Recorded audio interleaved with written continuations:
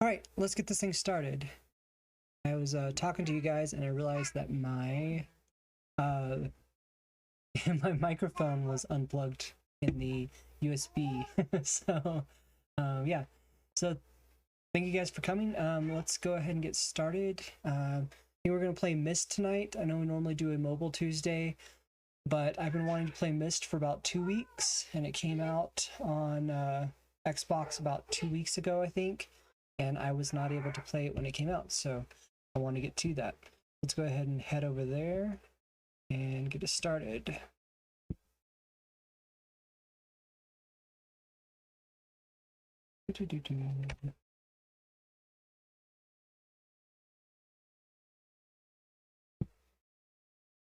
And I'm gonna put my chat over here so I can see you guys. All right. Let's see. Select your puzzle solution preference. Ooh. That is a good question, because I have played this before. It might be nice to have it not be exactly like I played it, 30 years ago.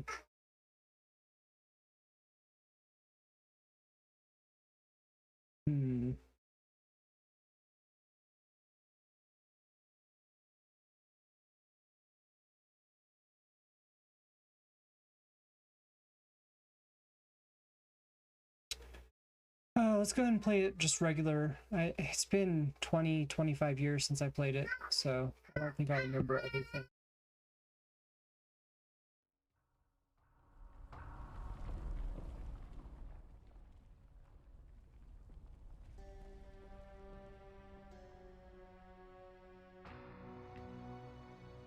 I realized the moment I fell into the fissure that the book would not be destroyed as I had planned.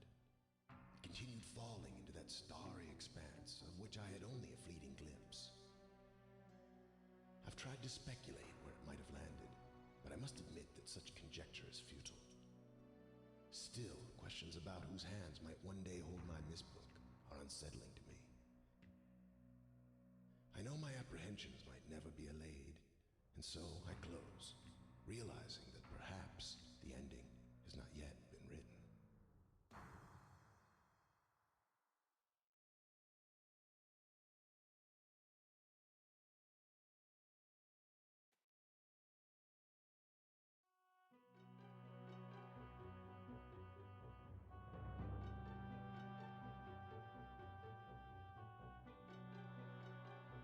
So the whole premise is that the picture in the front kind of shows you the world that you'll be traveling to when you touch the picture. So I want to give it a second to show me the world.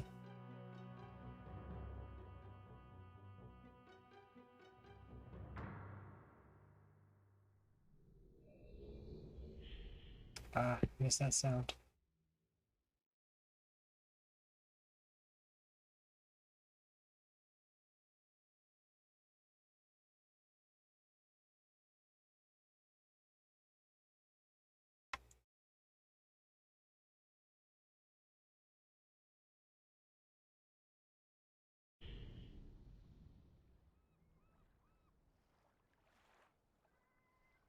Wow, so many memories.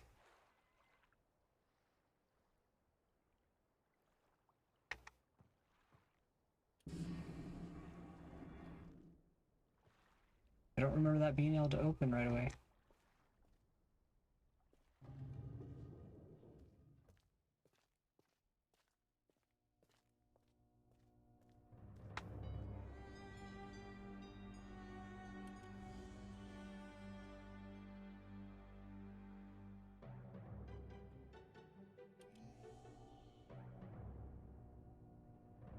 They've updated the graphics so much. It's really cool.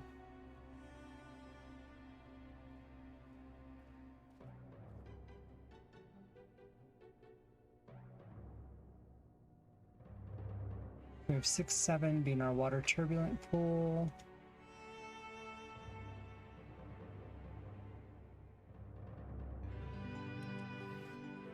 Oh, haha.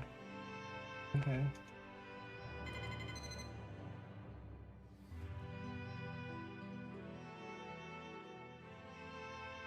Let's try 40.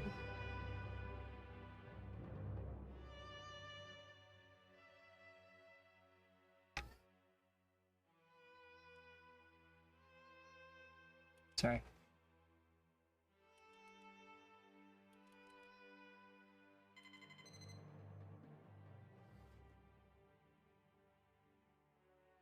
Look at that. Myst Island.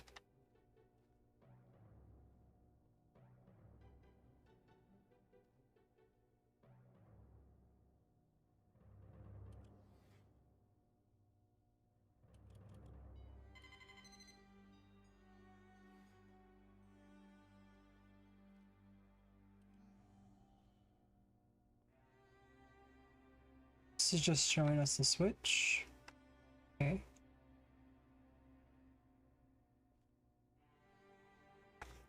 We turn down the sensitivity a bit.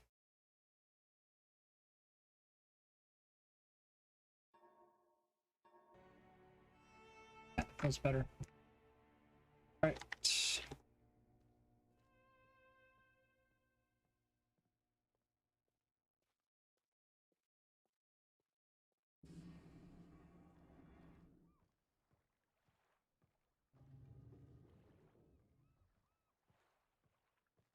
Food.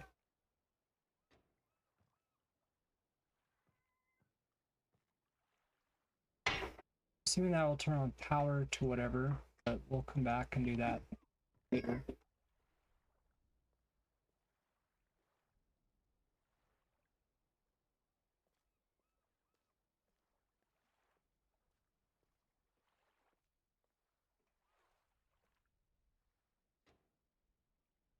Alright, so we gotta go turn on the power before we do much. Go find the book. It introduces us to the game real quick.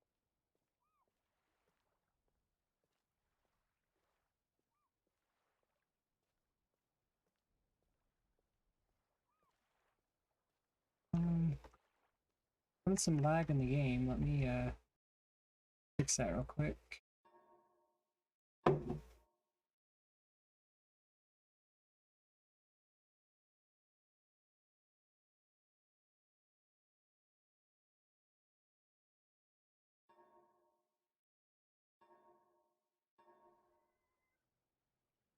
That reduces the lag for us.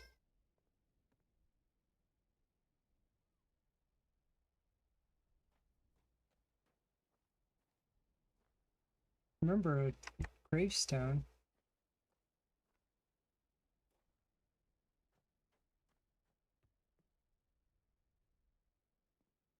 Isn't there a page somewhere over here? There it is.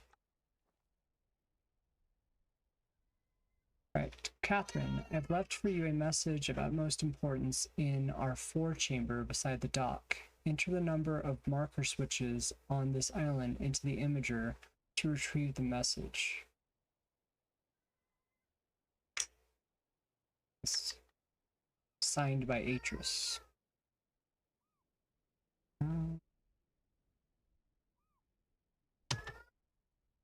Do I take a picture or something?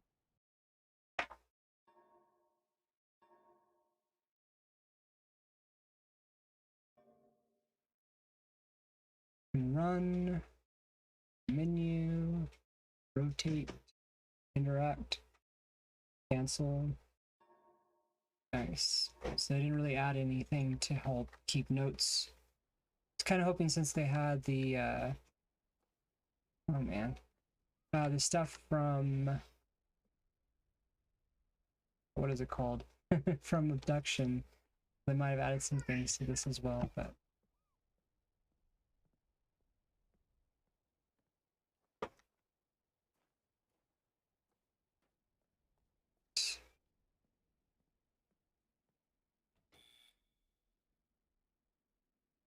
nothing. Whoa.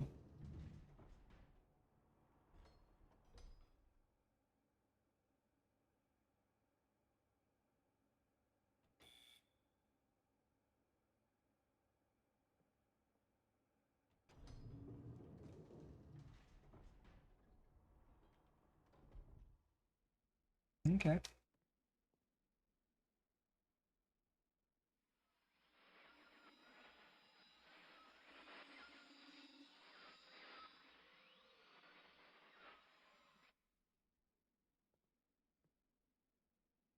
So many different things.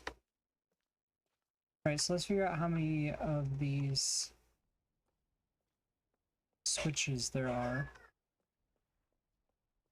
One here.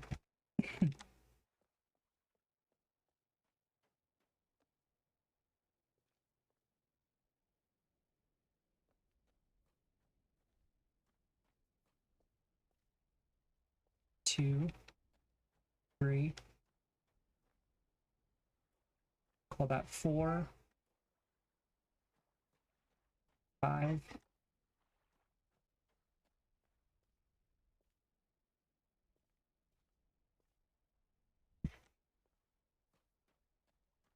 Just hit a butterfly.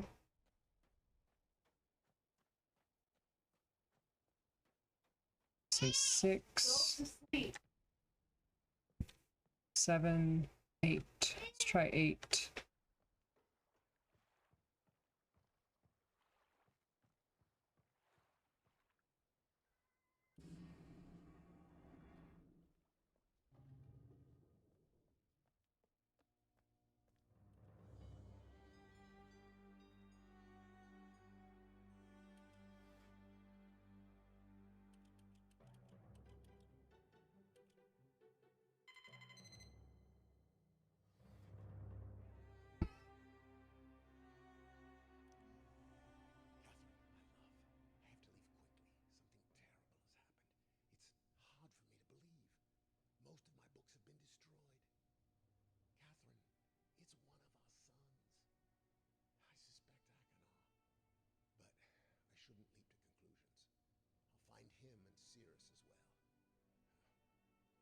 Should have known not to have left my library unchecked for so long.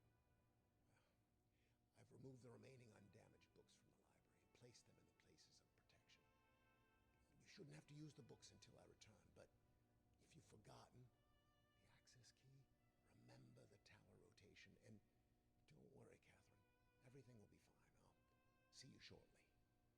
Oh, and erase this message after you've viewed it, just to be safe.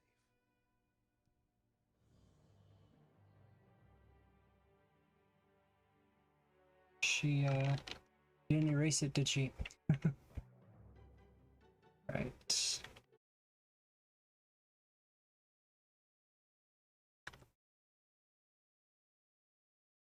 Sorry. Just check on something real quick. Right,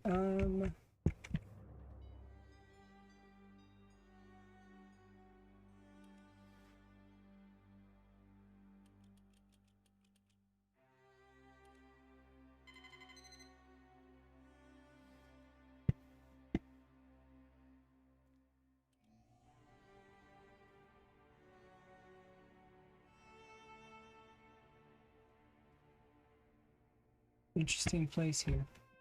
Alright. Let's keep looking. So, tower rotation.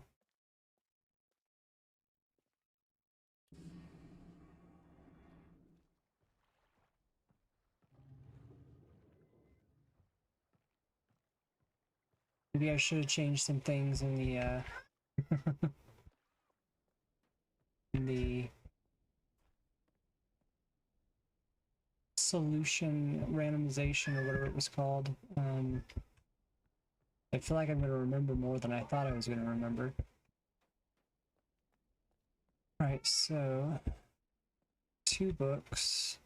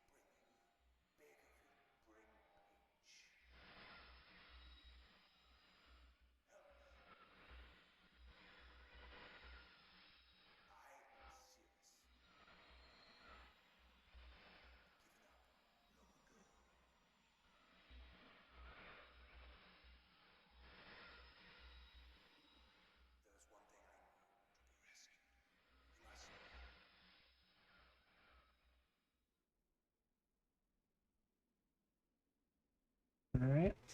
So that was serious. I'm really surprised that they changed them to computer-generated characters. Maybe to make it a little bit more ageless? I don't know.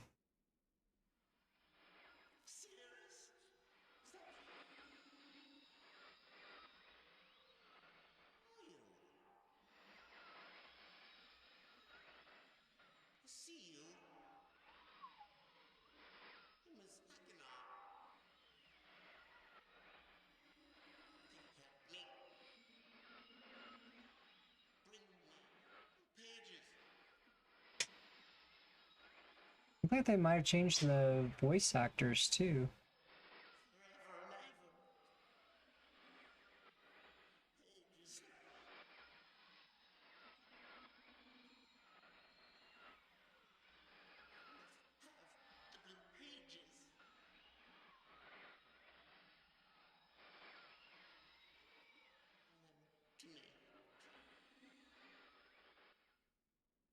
He's a little more crazy sounding and stuff, isn't he?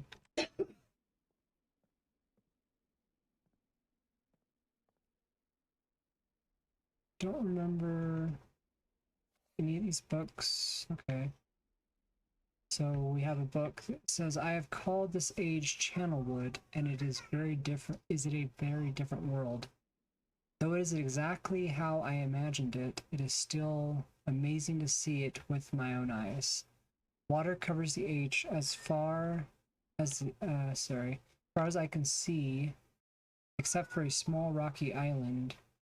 Elsewhere, there are only trees which grow directly out of the water. A myriad of thin wooden passageways are built just above the water and disappear into the forest. I assume they were built some time ago, for they appear aged. I am eager to discover more about this land and its people. But I have arrived here late, and I must rest. I was awakened this morning by strange noises coming from a pathway adjacent to this one on which I had slept. I saw a group of monkey-like people heading in my direction. They had not seen me. They had not seen me yet. I did not feel threatened by their presence. Their response to me was one that I would have never expected. After staring at me for a short time, they fell to their knees and began what appeared to be some sort of ceremonial worship. I tried to speak to them, but they did not understand my language. Instead, they indicated through enthusiastic hand motions that I was to follow them. As we walked, I began to notice that the waters below us were changing color. Slowly, subtly, they would change from deep blue to muddy orange, then from muddy orange to beautifully clear. I was so intrigued by the water, I hardly noticed that we had arrived at a ladder. Climbing the ladder led us to their village, which is about 10 meters above the water and can only be reached by rope ladders that stretch from the lower paths to the village level approximately halfway up the grand tree. It is very interesting watching these people carry out their daily tasks. Even after watching them for hours, I did not understand exactly what they were doing. At sunset, they motioned for me to follow them. I followed the creatures to the doorway of an enormous hut. Strangely, once inside, I found that the hut appeared appeared even larger than it had from the outside. The walls were garnished with bright metals, and in the center of the hut sat the leader of these people. At least he appeared to be their leader, for he sat a meter off the floor in a thick throne. That's a hard thing to say, I guess. A thick throne. Guards surrounded the strong creature, who was dressed in many exotic, colorful fabrics. Next to the leader sat a very old human. At least to some extent he appears human. His hair, which was only on his face and head, was completely gray, almost white, and hung very long around his frail body. His thin head hung limply by an almost grotesque neck that could not hold its head up to look at me. But, what a surprise, this creature could speak my language. Shortly afterward, I was given a bed with some hand motion that looked to be telling me to go to sleep. I look forward to learning more. As I suspected, the ancient creature is a human, but he is old beyond his own reckoning and seems almost insane. However, the tree dwellers almost revere him as a god. They are treating me now in the same fashion, which makes me feel very uncomfortable. It is almost impossible to understand this old man. His voice is feeble but wild. He has adopted much of the language of the tree dwellers. He himself told me he had not spoken our own tongue in ages. He attempted to explain to me the history of this place. The following is my best translation of what he has told me. Many years ago, the humans and tree dwellers lived together in this place, which was then a vast island. They interacted very little. The humans dwelt on the ground, and the tree dwellers lived high above the humans. Occasionally, the island was disturbed by mysterious rumblings which happened randomly, some sort of tectonic or volcanic action, I suspect. The sometimes slight, sometimes heavy tremors would only last a short time, then they would stop, allowing everything to return to normal. One day, things changed. The rumbling began and grew quickly to unprecedented levels. Soon, it became apparent that the entire island was sinking slowly into the ocean around them. Many of the humans died that day, but not before sacrificing themselves in order to stop the sinking of the island. The humans who lived through this catastrophe moved into the trees, where they gradually died out, maybe because they were unequipped for such an environment, but I am not sure. This is the story the old man communicated to me, although, many details are very unclear in my mind. I am especially confused as to how the humans saved the island from completely sinking. In fact, I doubt the accuracy of that part of the story. The island must have stopped on its own, yet the old man believes in the truth of the story as if he had been there, and the tree dwellers worship him, and apparently all humans as if he/they were heroes or gods. The old man ended our conversation today with an event which I will never forget. He began gripping my hands tightly, murmuring something about rest and asleep. He then said, "We had expected you to come sooner." These actions filled me with a sort of immediate dread. With much effort, he stood to his feet. I tried to help, but he pushed me away with more force than I imagined. His frail body contained. I didn't read that quite right, but anyway. The tree dwellers quietly surrounded him with very solemn faces. They then kneeled before him. He walked to each and placed his head on their hands.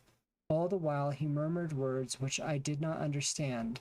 Finally, he turned to me and smiled. Then he closed his eyes and walked out the door and off of the narrow path, high in the trees. The tree dwellers were silent. They began a procession down the nearest rope ladder. As I was descending, I saw several of them pick up the body. He had fallen onto a lower level of walkway and carry it away. He was laying down at the dead end of a short pier-like structure. With the use of some potion, one of the tree creatures lit the pier on fire, and I watched as the flames engulfed him. As the strange funeral proceeded, the waters around the pier changed to dull green. This morning I awoke finding it hard to even believe the previous evening's events. The water is dull green for as far as I can see now. For some reason, the water no longer shifts color.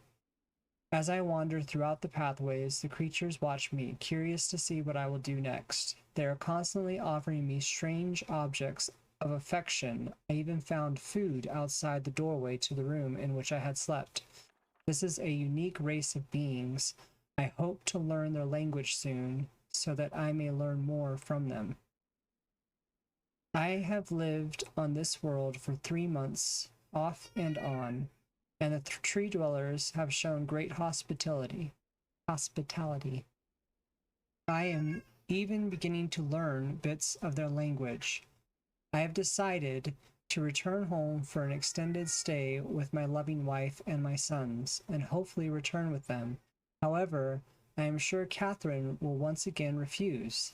I think this age would be a wonderful experience for them, and I at least look forward to how Sirius and Achenar will react to its curious inhabitants.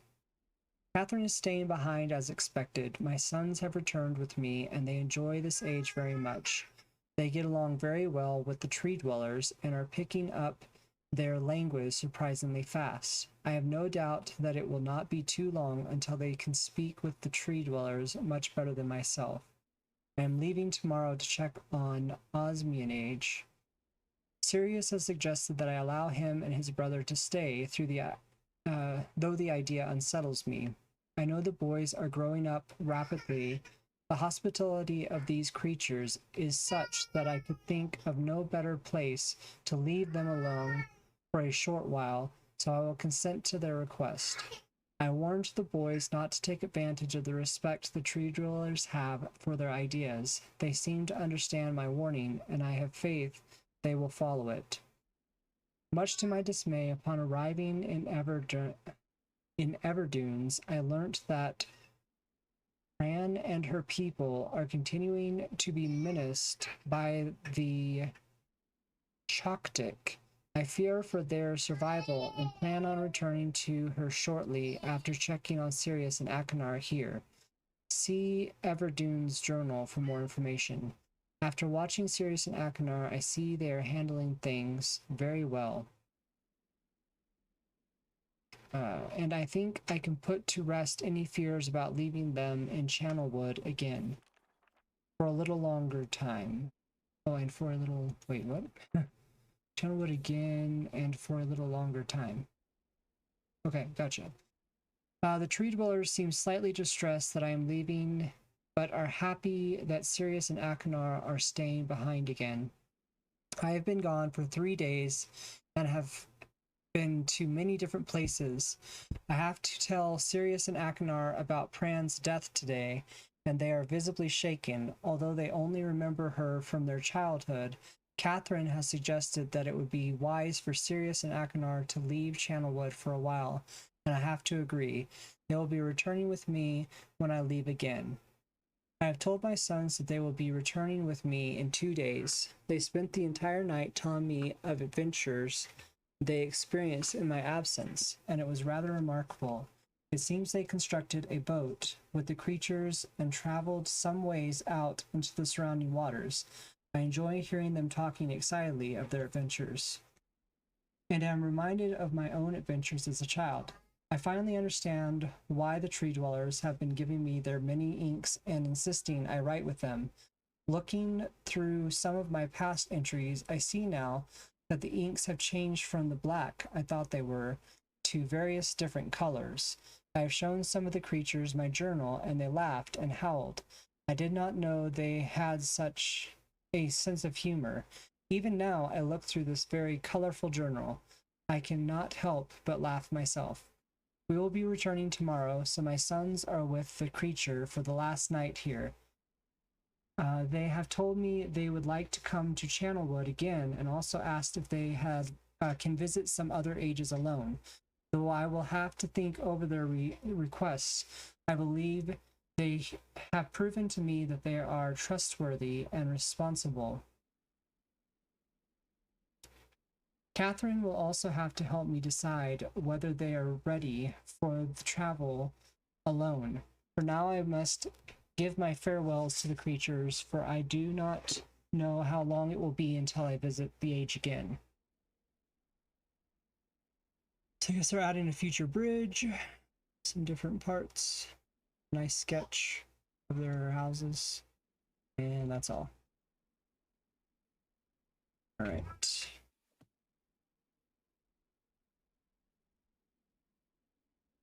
Another journal.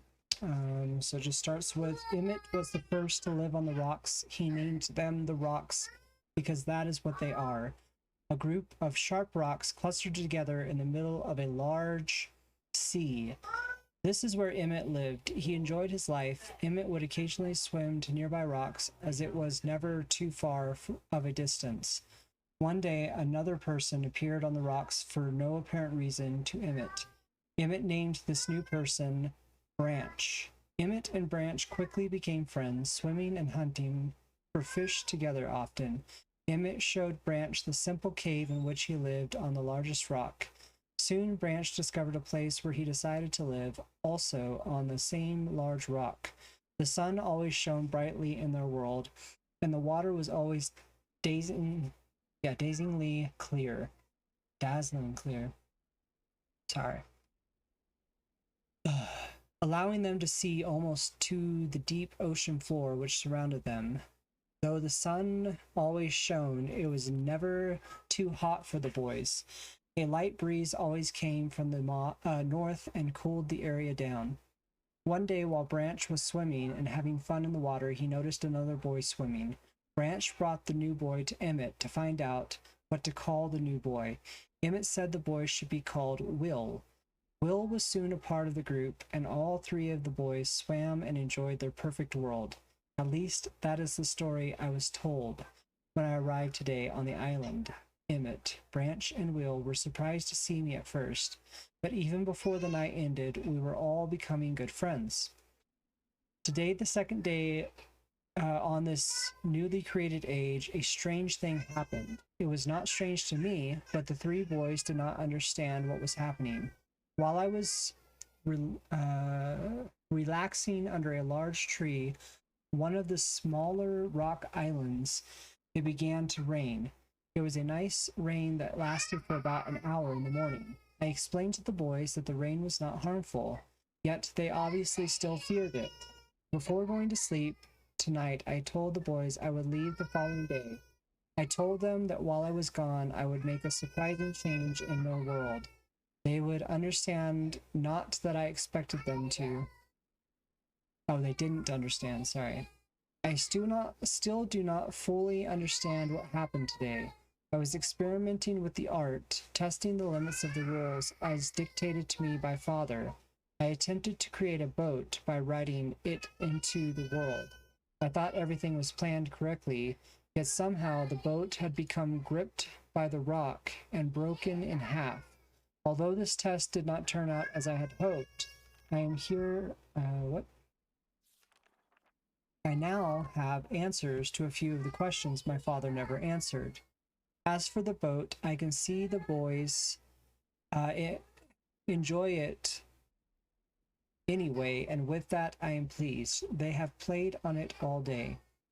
Even though the boat cannot move, I have enjoyed studying from it.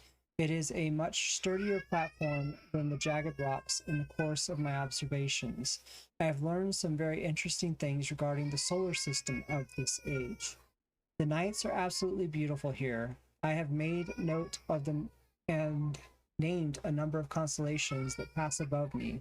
Also during the night, I catch glimmers of light from the horizon, which I have not been able to discover if it is created by some natural phenomenon or by additional people on far-off islands or rocks.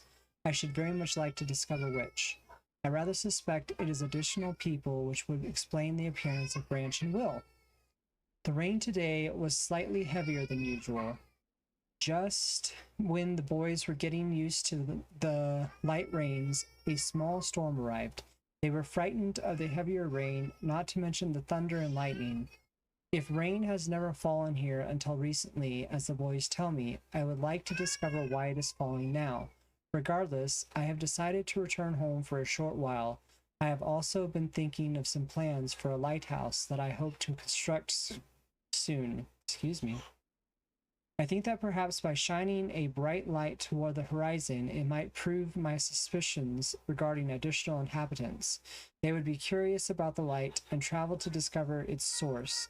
If they have the means, I returned with many tools that I will need for construction of the lighthouse. I have decided that once the lighthouse is completed, I will leave for some time and let the world's own imagination have control.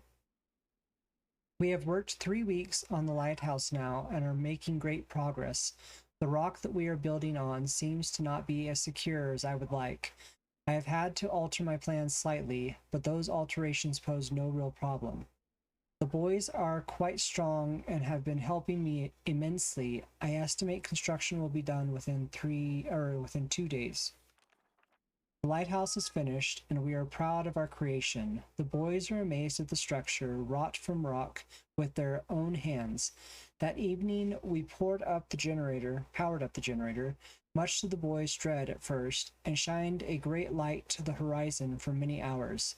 I stayed the night in the top of the lighthouse, and in the morning awoke to observe the sunrise without my being coated with the chilly blanket of ocean dew I had become accustomed to. It was Will who first saw the girl. She was swimming not far from the boat, where Will was getting ready to hunt for fish. Then Will noticed a man not far away from the girl. Emmett was very pleased to meet the additional neighbors. I feel pleased to leave the age. I have set in motion events that have nothing to do with writing or the art that will have a more profound impact on this world than I could have ever written. I think called Stone Age. But the boat, I think it just said, and I think. I thought there was more to it than that.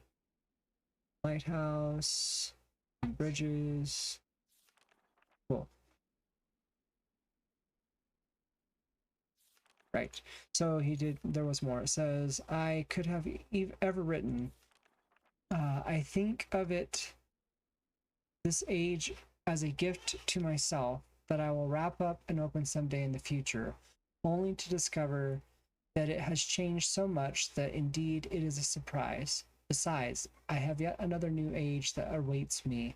It seems I'm going to need some way to travel underwater in this new age, and so much planning is in order. It has been 10 years since I left this age, which I have since called the Stone Ship Age. Upon returning, I cannot believe the changes that have taken place. The original 3 boys have grown into adults, and there are many new faces that I do not recognize. Branch told me that has not rained for 7 years, and the cool breezes are back again. They are all very content and have been serving me with new foods and showing me new materials they have discovered. It even seems they have found gold somewhere. I see it in many forms around the island. My lighthouse has been kept in perfect condition, and it looks as if they have tried their very best to keep it so. Yet, I have noted that the entire rock it was built on has sunk approximately 40 to 50 centimeters. After a wonderful visit with my old friends, I wonder aloud with them what things will be like here in another 10 years. So we have constellations. We've got the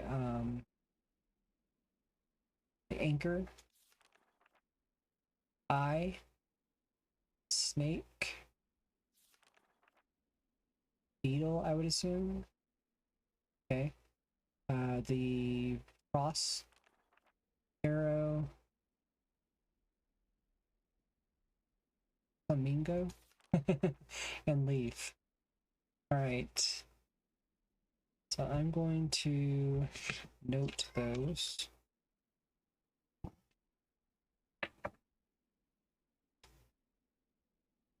So we have, in reverse order, the leaf, flamingo, arrow, cross, beetle, snake, eye, I believe the anchor, right? Yes. All right.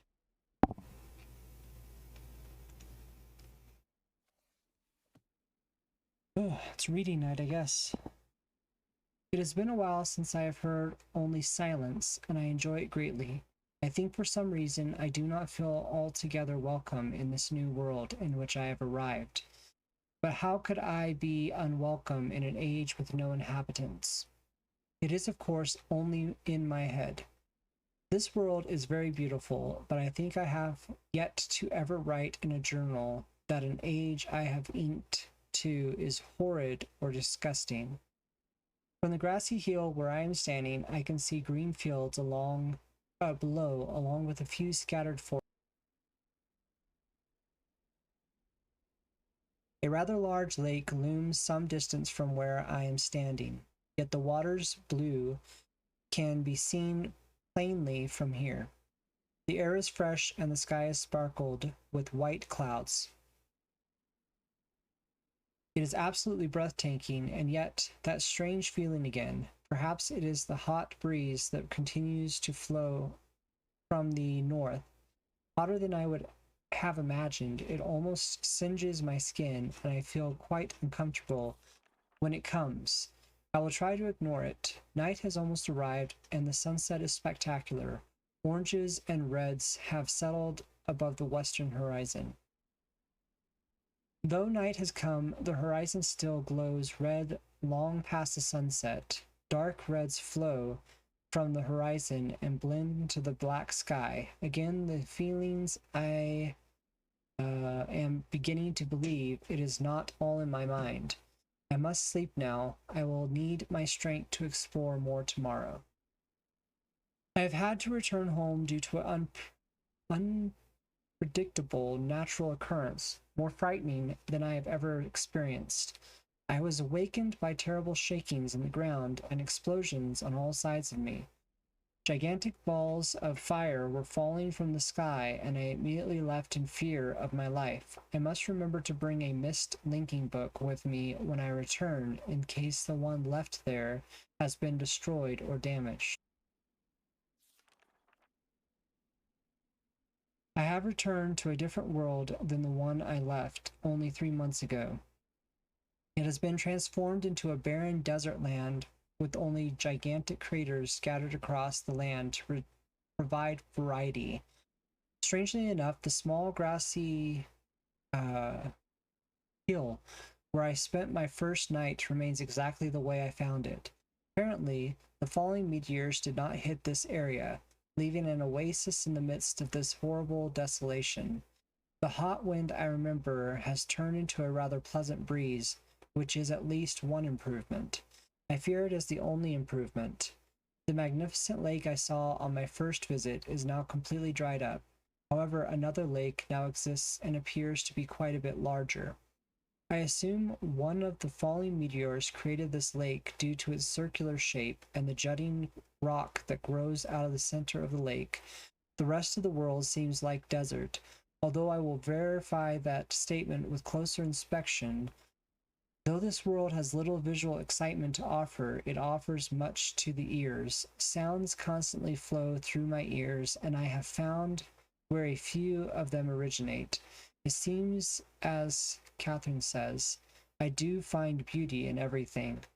Last night, I was awakened by a horrible hissing.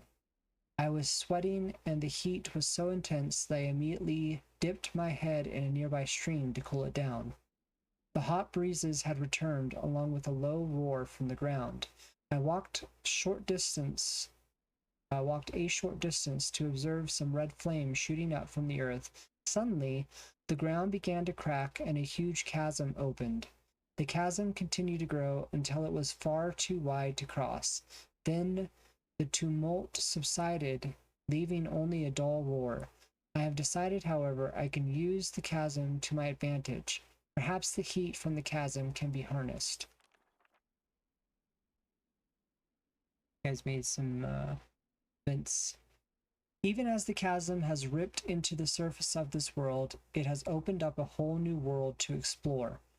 Although uncomfortably hot, I found it possible to reach a cave in the chasm that had been created, and have now explored deep into the crust of this planet. I have found a vast underground cave system that will take many years to map and explore. I will also look for a safer way to reach the underground than through the chasm wall. This age seems to change on its own, so I feel I shall leave again and see if things are different when I return. It is also important that I check on Sirius and Akanar and make sure everything is going along well. When I return, I also hope to bring back some tools I will need for my plans to explore the underground. The abundance of raw materials here is beginning to amaze me. I have returned with some of the complex tools I knew I would be needing. I assume I would have to return for some basic materials. However, it seems as though I will be able to find everything I need here. Of course, iron is abundant, but I have also found titanium occurring naturally. I am all the more excited to begin work. Everything is set, and I look forward to tomorrow. My raw materials are all here. I think I will be able to have most of my additions to this age completed within 1 year. I so love working with my hands, whether writing or building. I began today on the something invisible ink. Blah blah blah. Well, I've decided to. 3 meteors is not enough. Support for the beams, although amazingly strong. The rocket ship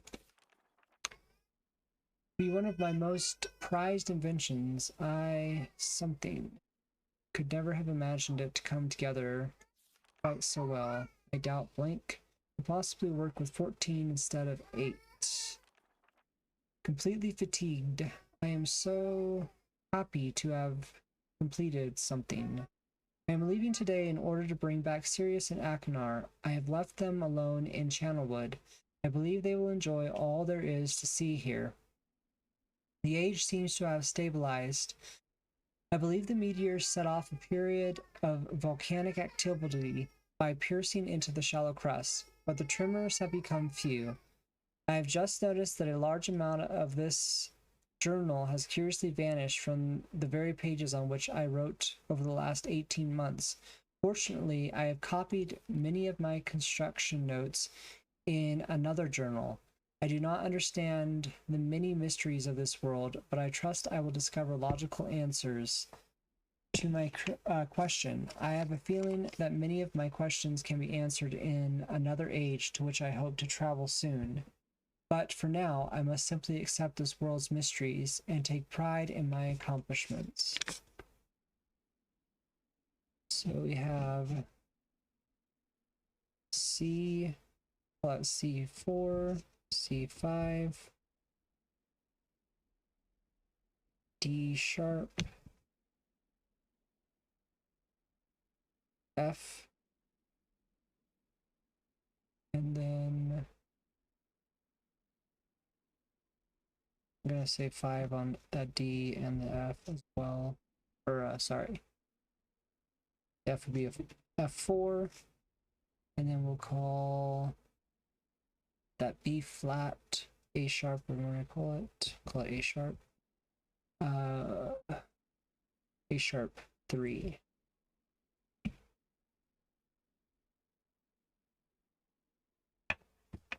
All right, let's see if there's anything else. Another map. All right. I think that's all the books. Oh, nope, there's one more. All right. I'm gonna go check on my son real fast and I will be right back.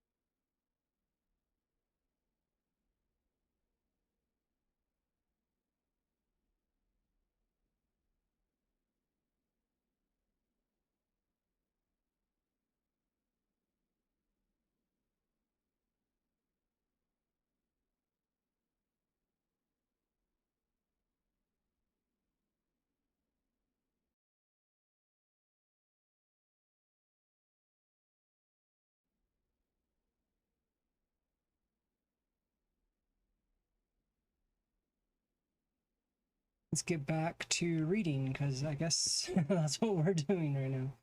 A lot of books to go through, and then we'll be able to start doing some puzzles. So, before arriving in this age, I was determined that it would be a journey to a world very different from my previous adventures, and it was. The sky here is dark and gray and incessantly displays flashes of lightning in the distance. I met a very old man with a long beard and hair that hangs to his waist. He is very feeble and has trouble even moving. This man has obviously been through very many things in this strange world. I have learned many things from him. He has told me an interesting story of this world's history. Years ago, he told me, there was a beautiful city that rose up out of the water.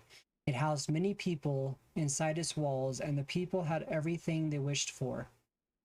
The city was surrounded by 3 high hills, which rose higher than the city.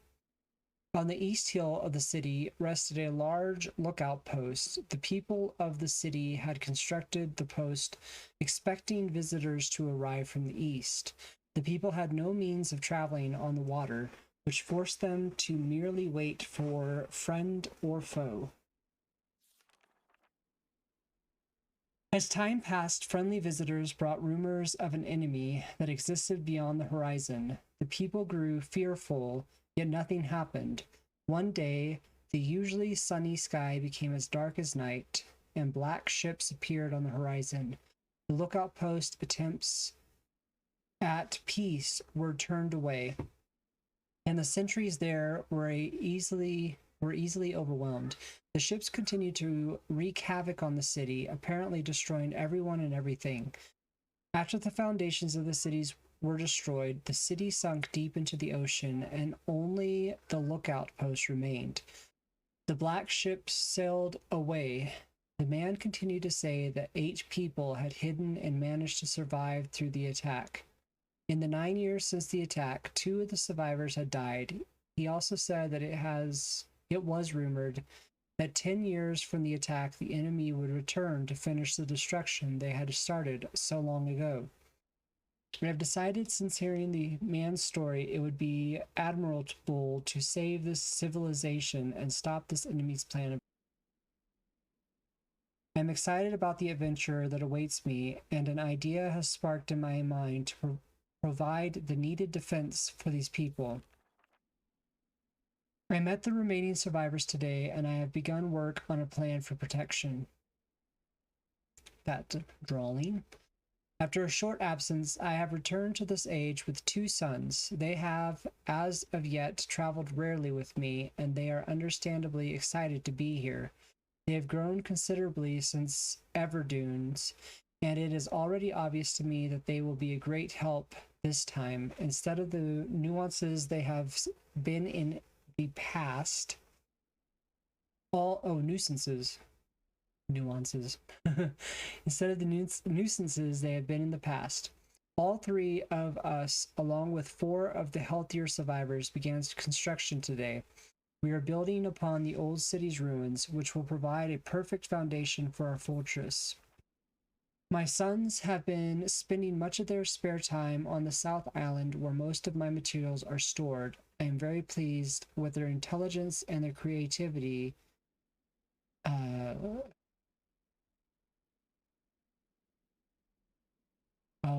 With their intelligence, and their creativity is refreshing to see.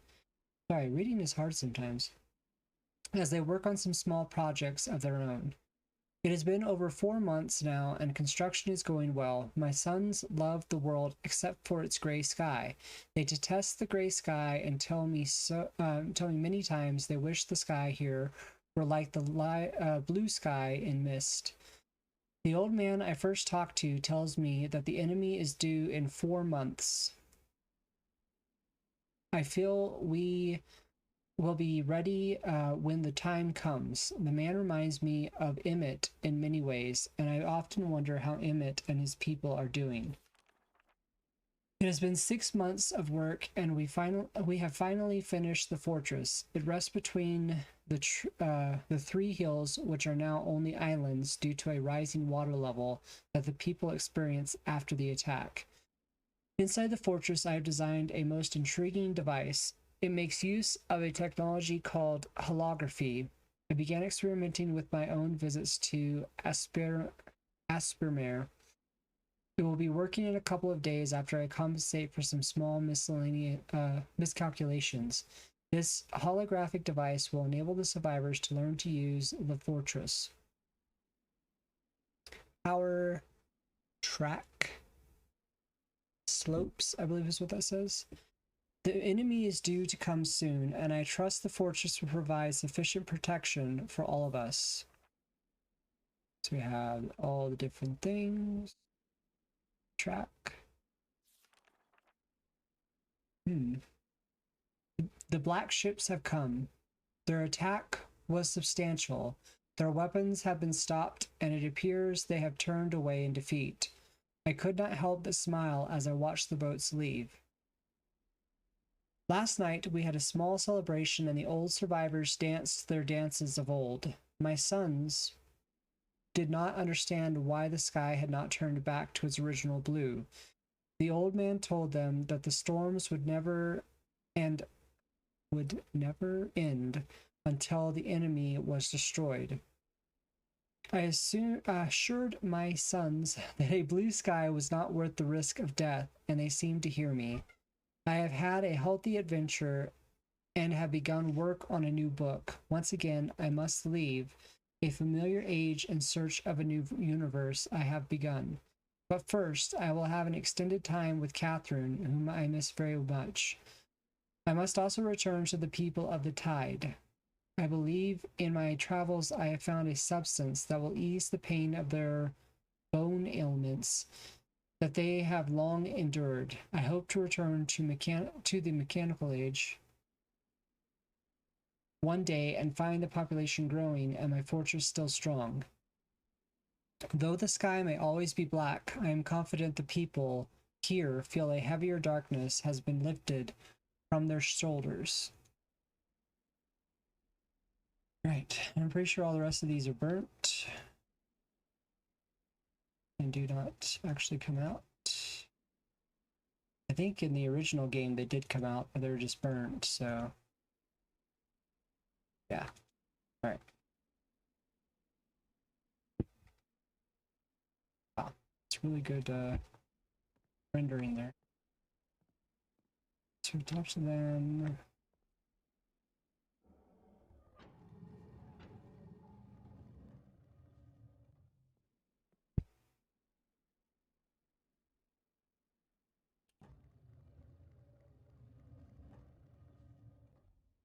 So here's the thing.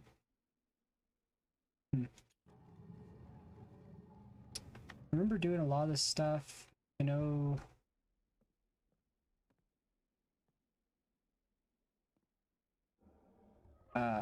that there's different puzzles that go on with this stuff, but I don't remember the puzzles exactly. We have this.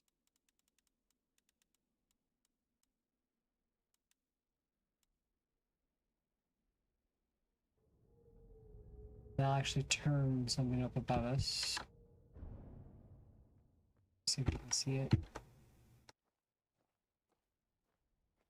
Yeah, it turns that. Right. I think we need to get power. All these things.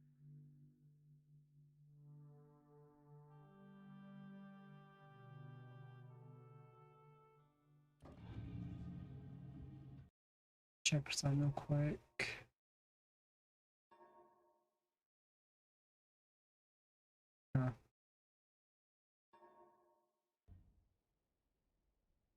Hopefully the music that does play is not copyrighted or anything.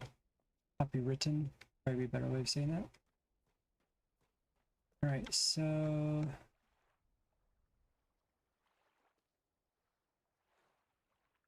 At the different times.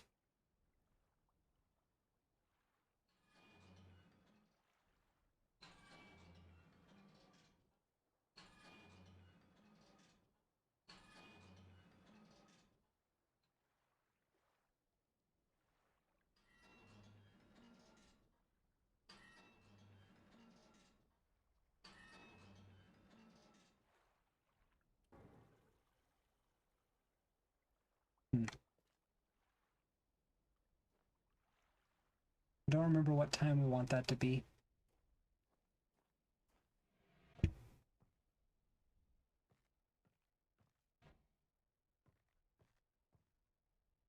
Right, I think the main thing we have now is kind of weird. I don't remember the first stage going to being the rocket ship.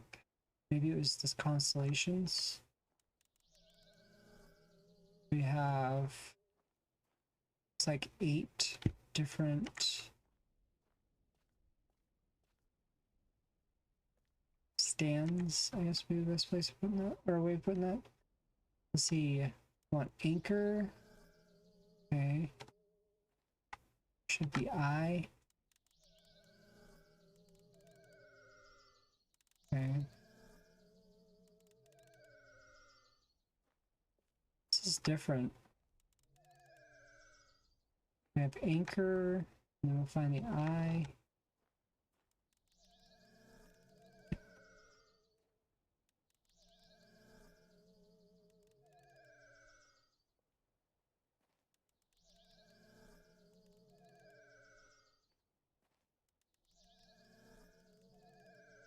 It's more like an ostrich than a flamingo.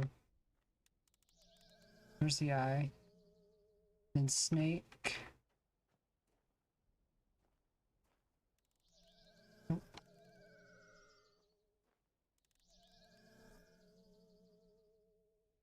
And then beetle. And the cross.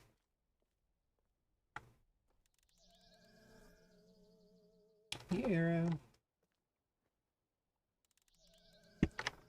Flamingo. And a leaf. Oops. Did I turn over here?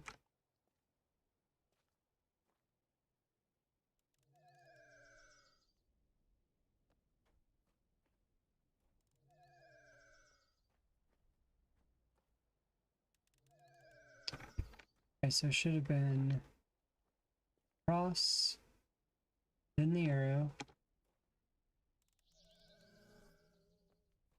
then the flamingo, then the leaf. I don't know that that does anything, but that is what I just did.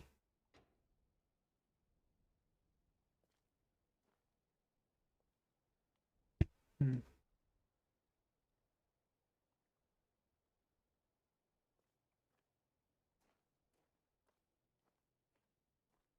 Was this open before?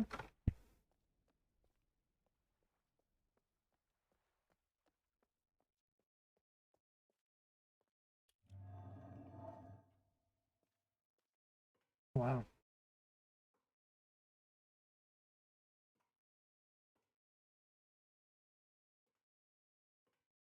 Okay, so these are generator switches, power, power to ship.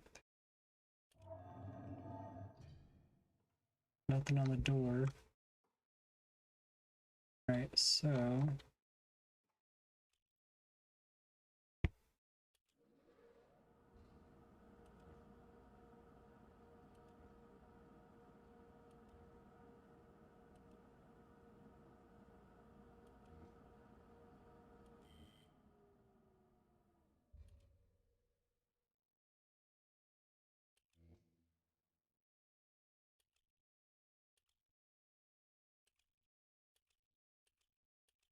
right. We messed up something on the ship.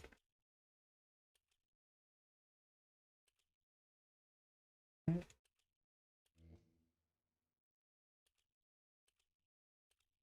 Well, We at least turn power on. And figure out the ship stuff later.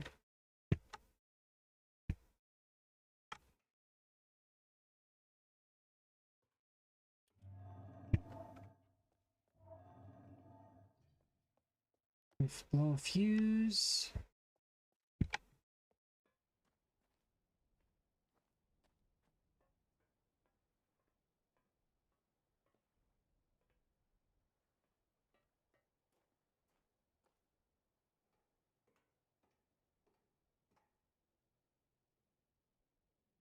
Seems to be good there.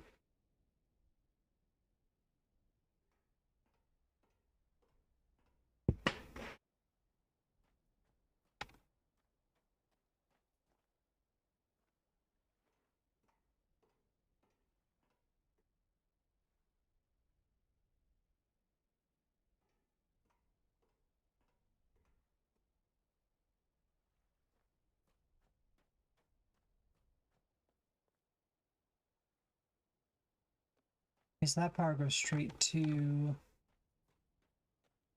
that. This ship here.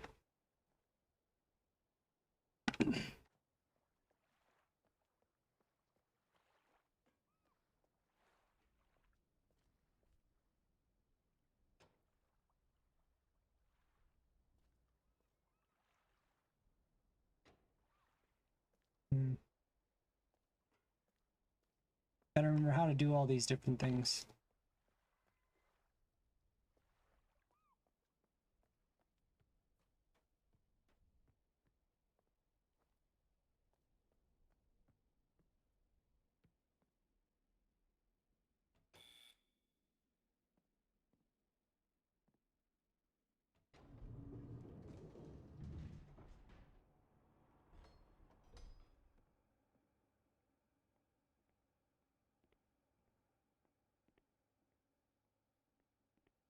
Now this is how we get up to the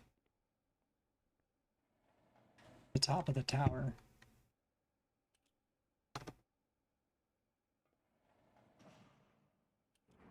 For some reason I thought it was back inside the fireplace.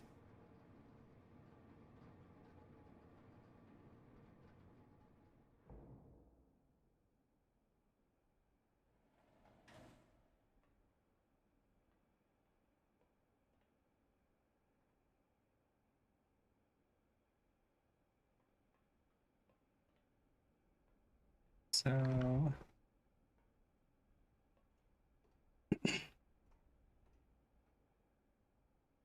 we're currently looking at nothing.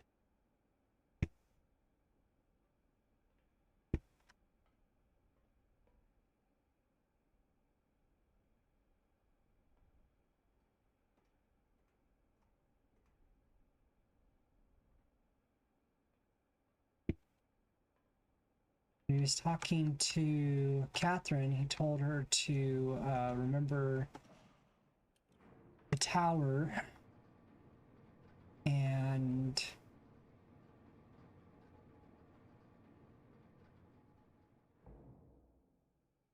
that the key was there. So how do we want to turn our tower? Oh. I don't think that was on before. Maybe it was.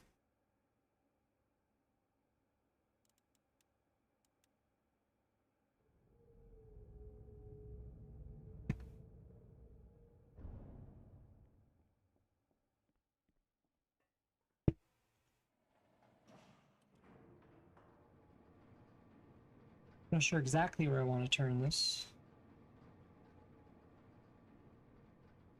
But if I turn it to a couple locations...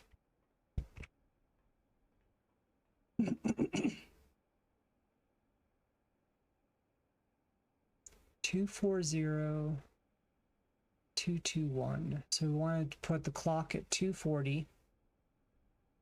And then there's a number 221.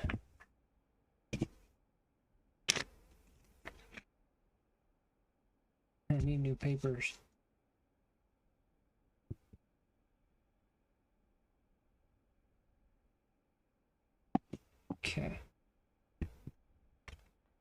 Go ahead and go do that.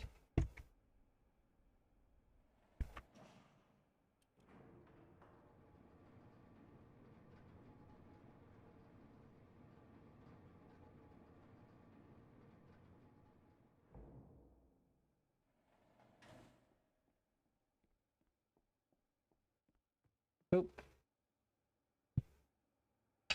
Now we can't get out. So we gotta turn it back, I would assume.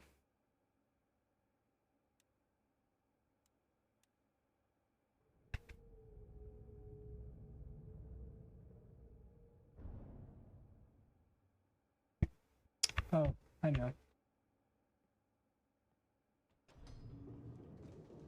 Just gotta open the door. Alright, so let's go to this clock tower and do its thing. Butterfly! So 2...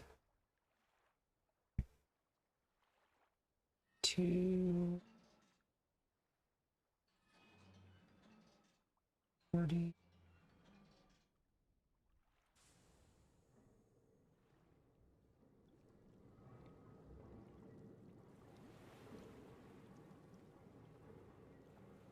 Okay.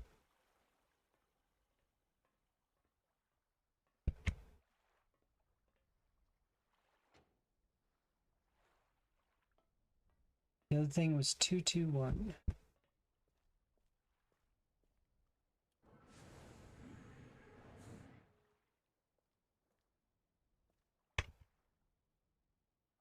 Okay. So this thing is...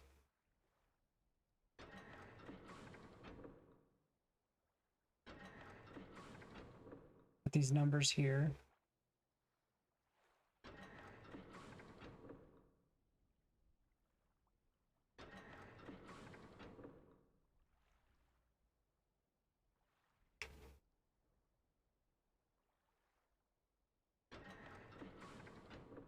Two, two, three.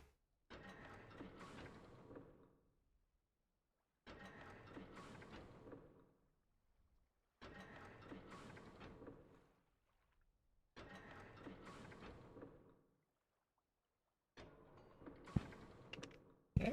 So we've also got this over here. So we have 333 right now. Turns it to bottom. Turns it to top.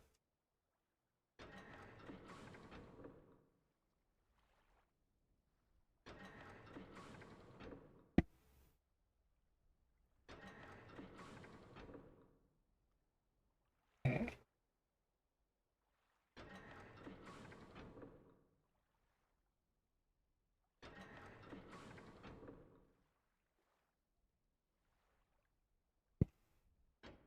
Reset it again. Oops.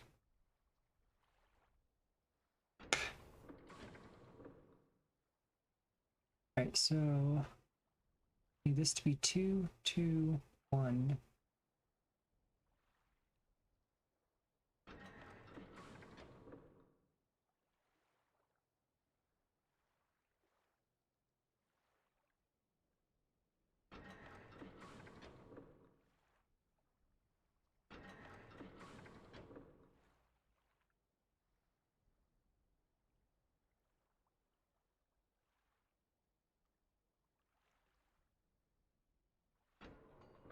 I think this through.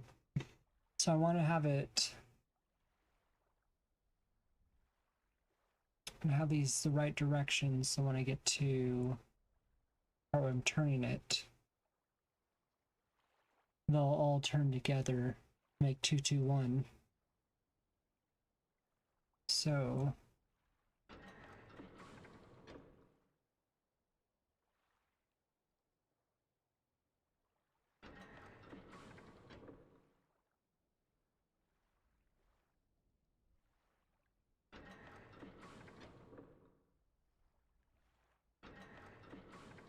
two,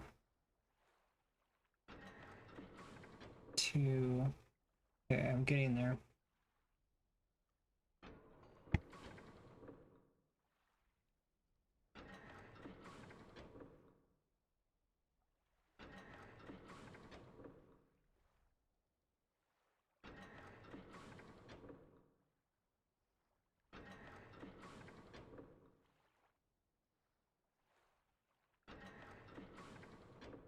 Got 223.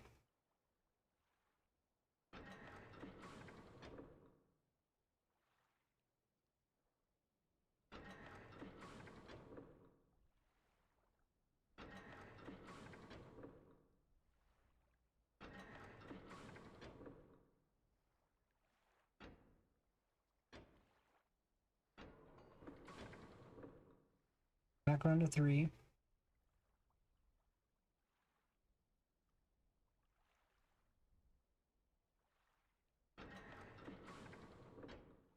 One, 1, 3. 1, 2, 1. 2, 3, 1. 1, 2. 2, 2, 3. Okay, so I'm kind of getting back to where I was before. I think I'm starting to understand how it works.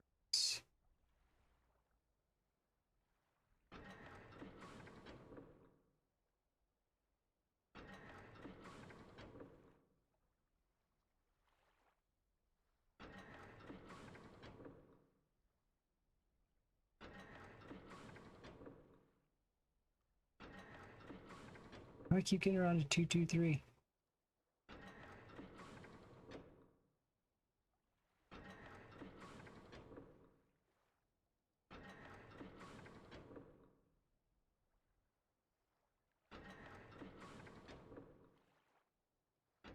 Yep.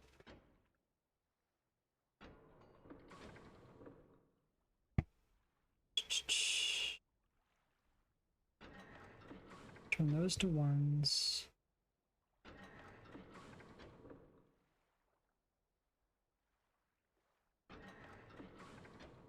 1, 3, 2. I'm sure there's some kind of intelligent way of making this work exactly how you want it. Back around to 2, 2, 3.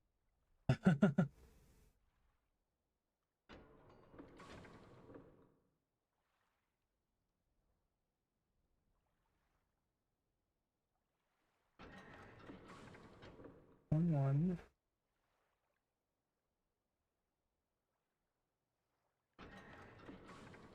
1, 2, 1. 1, 3, 2.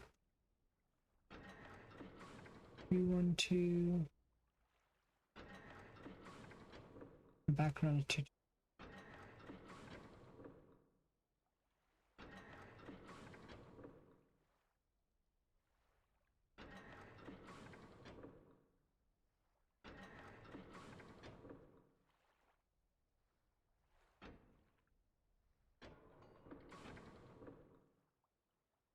Trial and error. It's my best bet right now.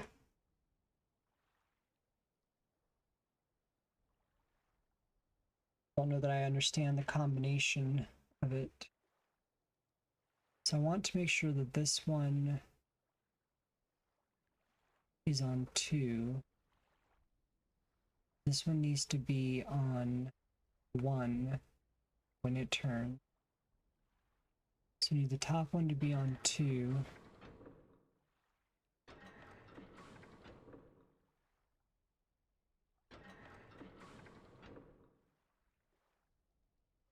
Background of 3, 3, 3.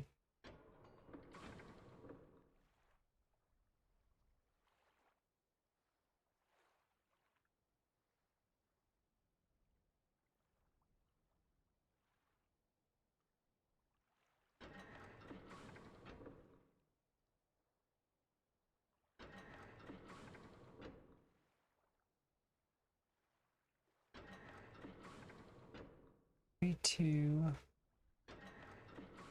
1, 3. 2, 2, 3. I keep getting back to 2, 3, 1. 1, 2. 3, 2. 3, 3, 3.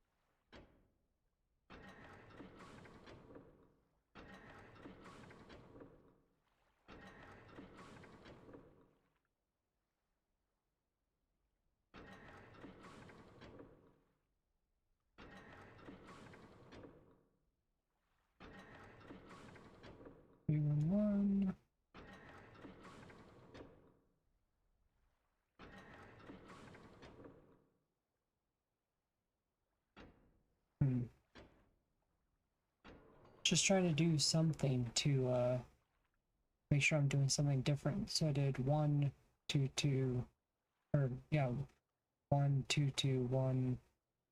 Tried to figure out some kind of combination without looking at the numbers, but I don't think that helped me much.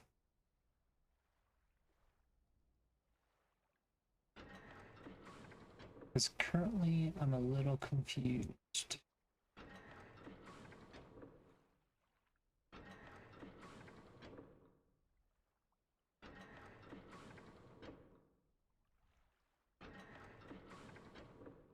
I just somehow keep doing the exact same thing to get back to 2, 2, 3.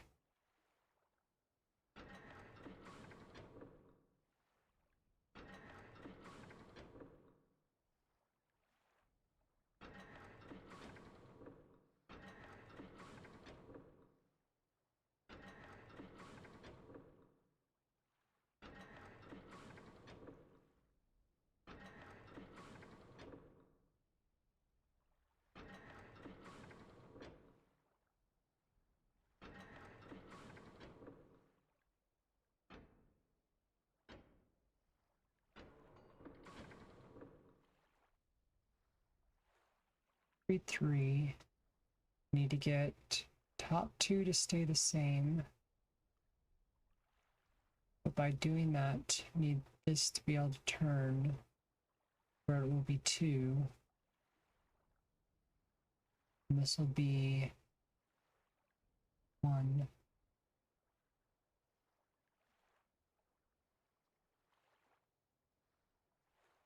2.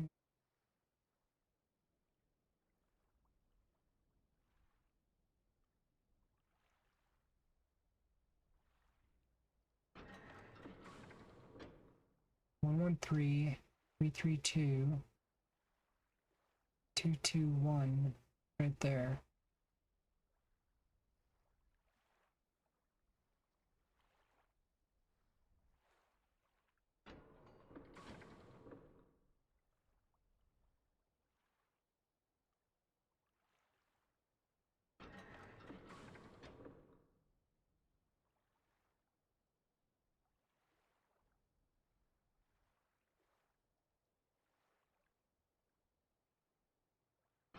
So the middle one always turns.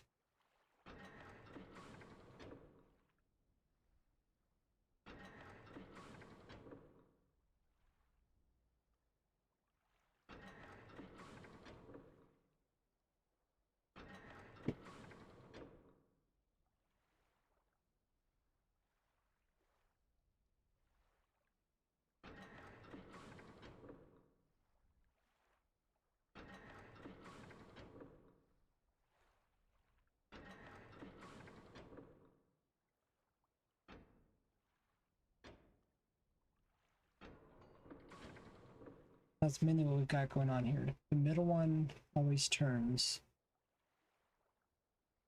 So we're not going to do it in the first time. Possibly not going to do it in the second time. We get 1, 2, 3, 4, 5. Sorry.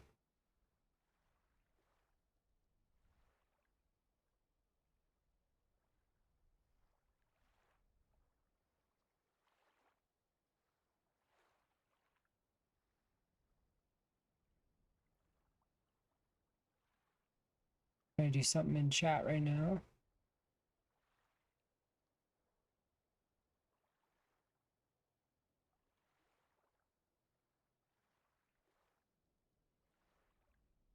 Last count.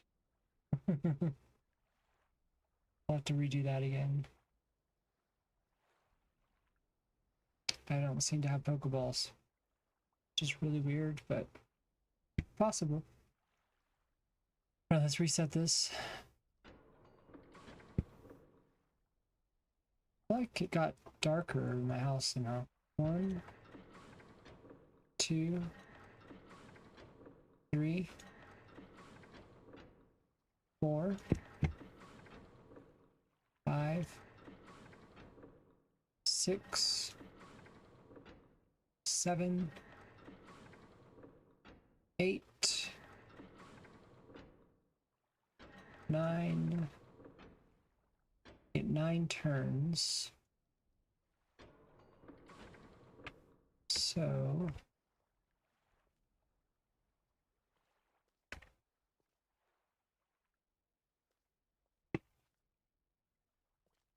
this one's going to turn completely 3 times. 1, 2, 3, 1, 2, 3, 1, 2, 3. So it has 9 spokes on it. And it always turns. So we need to make sure that whenever we get to the middle one, it's on 2. So it's the outer, or the upper and lower we really need to focus on. I think I've been focusing on the middle one, trying to get it. So if we can get 2 up here and have this be let's see, I want 2 up in the top one.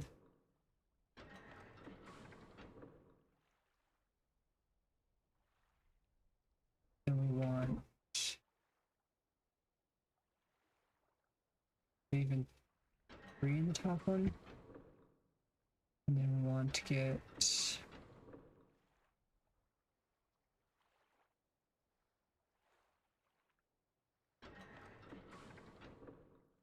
something like this.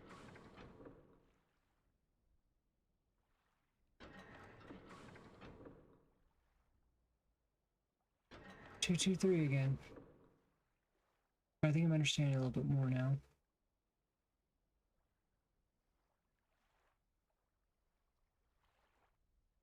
Oops.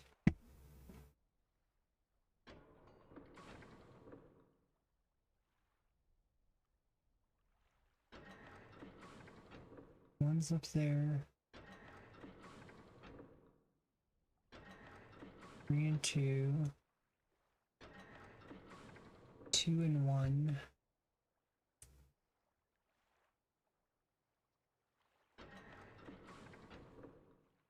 3, 2, 2. 3, 3.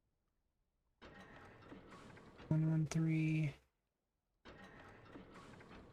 2, 1.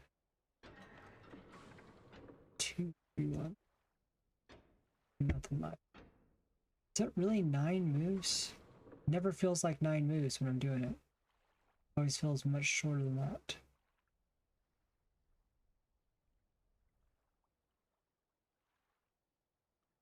Top or bottom?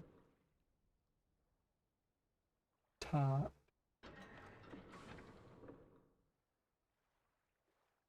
Bottom. Bottom. Top. Bottom.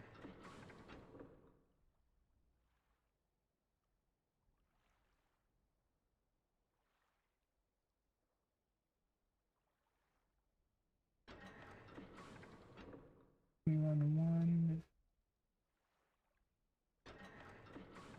1, 2, 1. And now we're at the end. 1, 3, 2.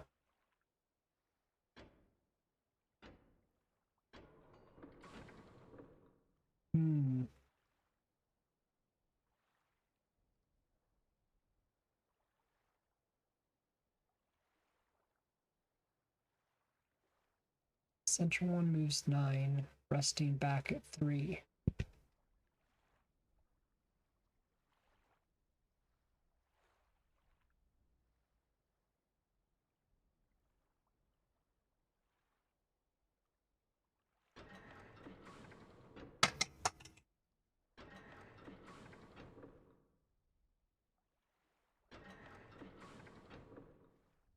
Now we have 2, 3, 1.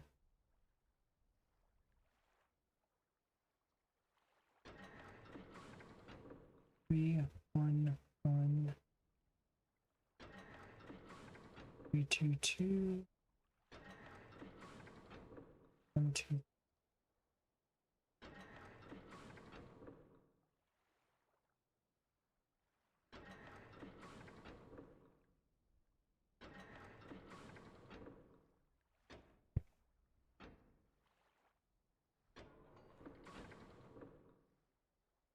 Very confusing.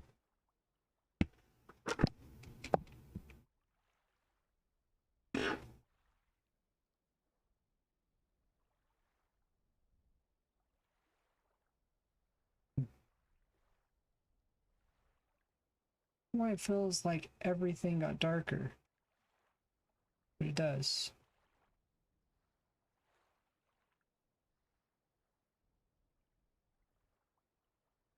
Right, need to not do the exact same thing over and over, but I'm not sure what I'm doing. I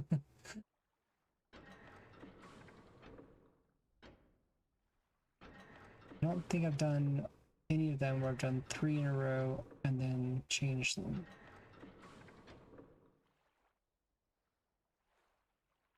Right.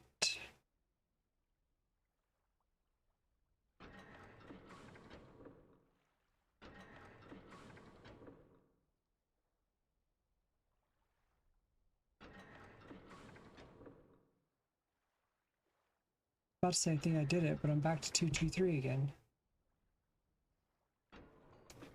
So maybe move this 4 times.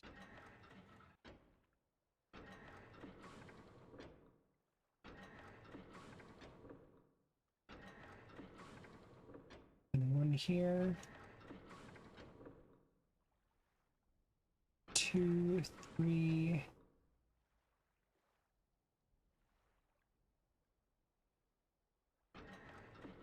2, 1, 2. 2, 2, 3. 3, 3, 3. Yeah.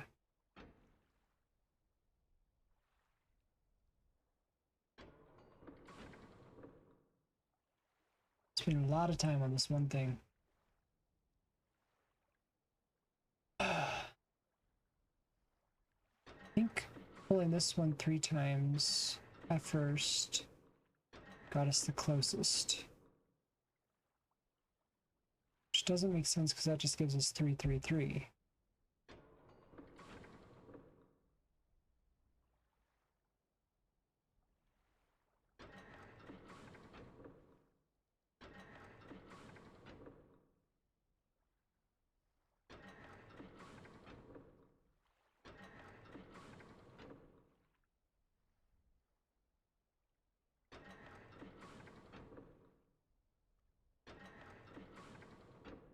Three, 3.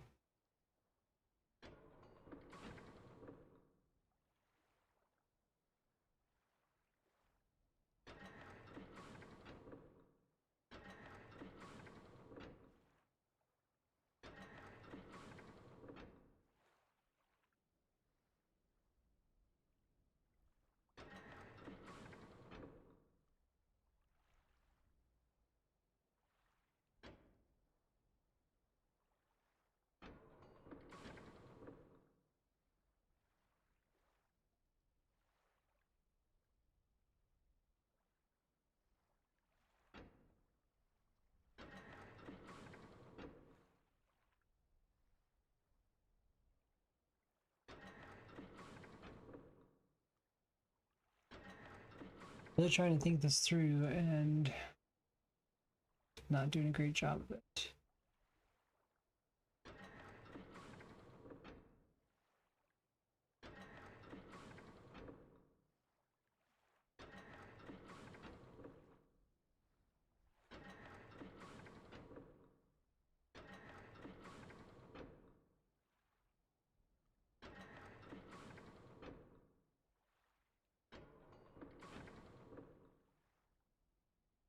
We have to shuffle them up.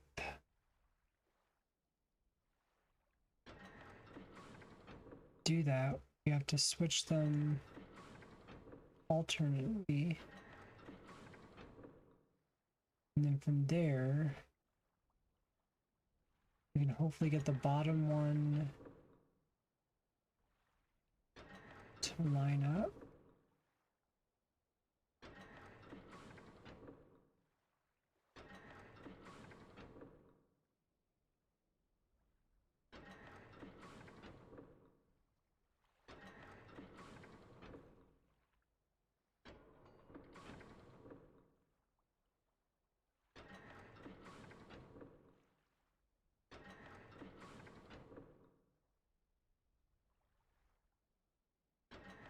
So now we have 132.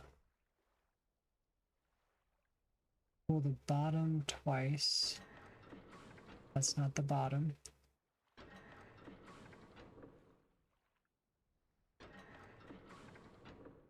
That gets us back to 333. What am I not getting here?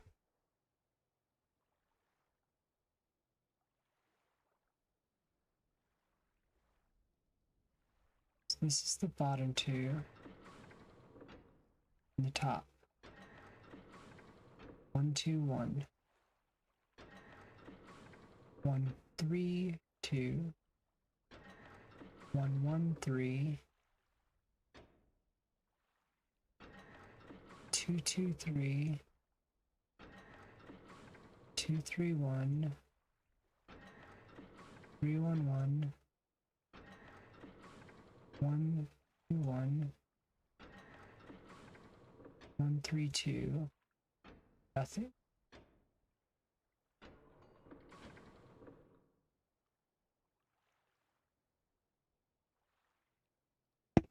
Need to try and not do the exact same thing over and over, which is what I've been doing.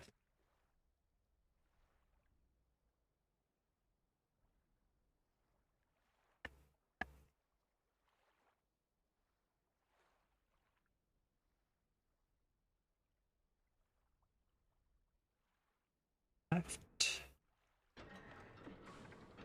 left, right, left,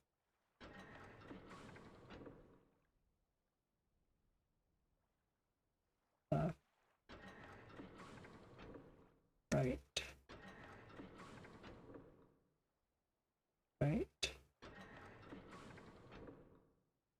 left.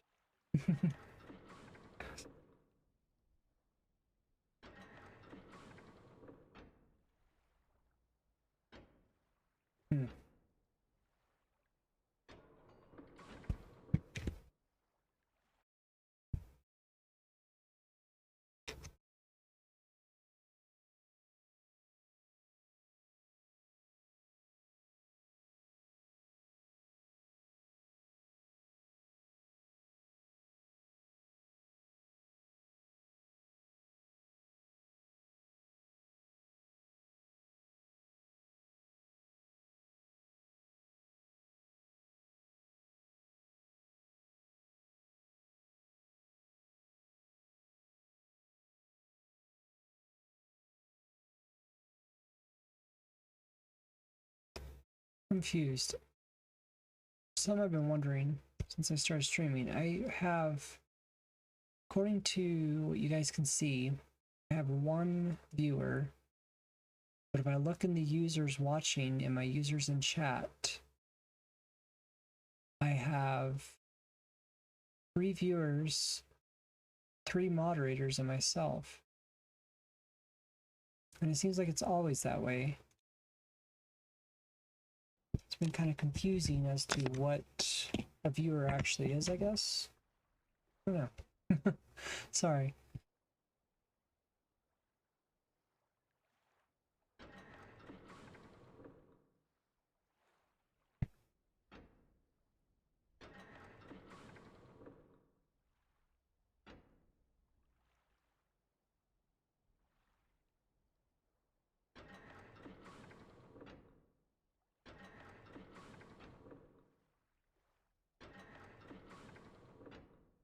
Three, 3 3 1 1 2 1.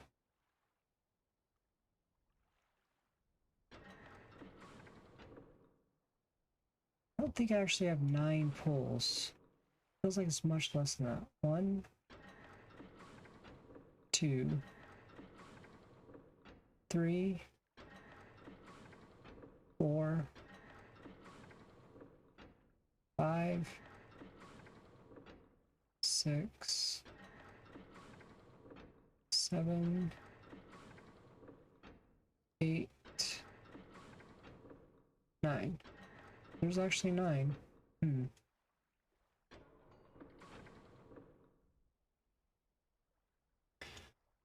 I'm tired of this particular puzzle. Let's see if we can figure out a different puzzle for now.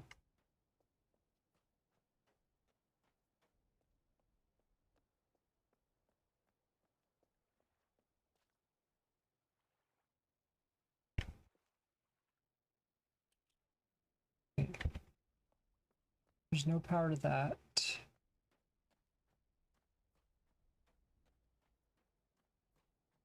Oops. I think we need to reset the doors and redo this.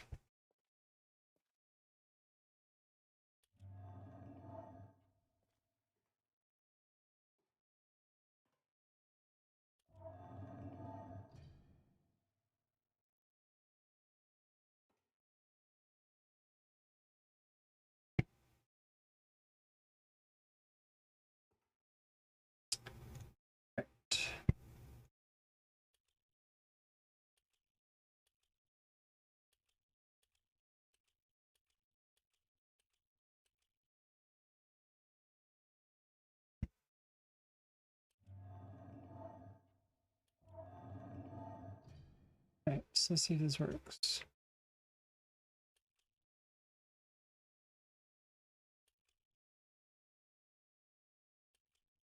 So nothing's going to the ship now.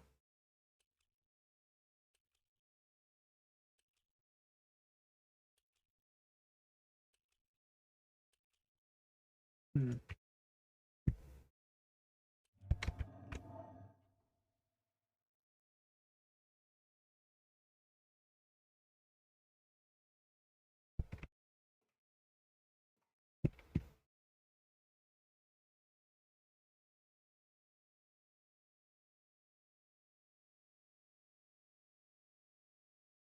Hmm.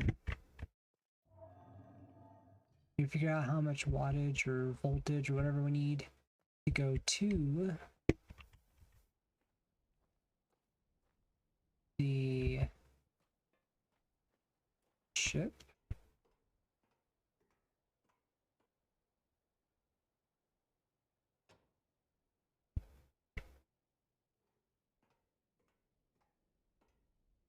We seem to have blown a fuse, so hopefully redoing these will reset that fuse.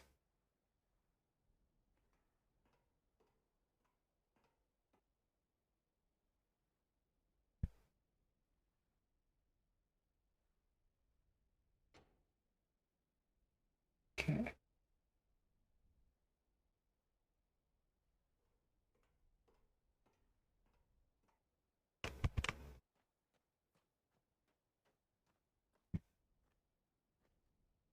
For a second there, I thought there was something in the tree.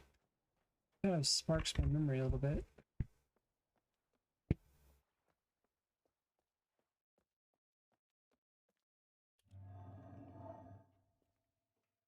Okay.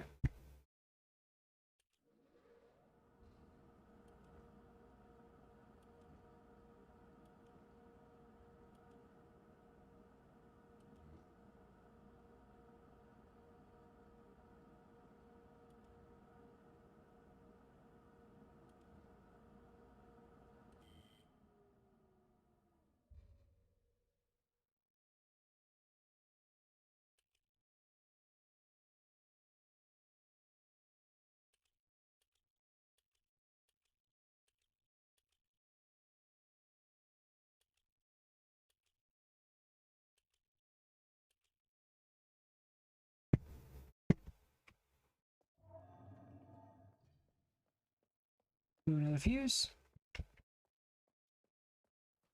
Or broke a breaker. That'd be a better way of putting that.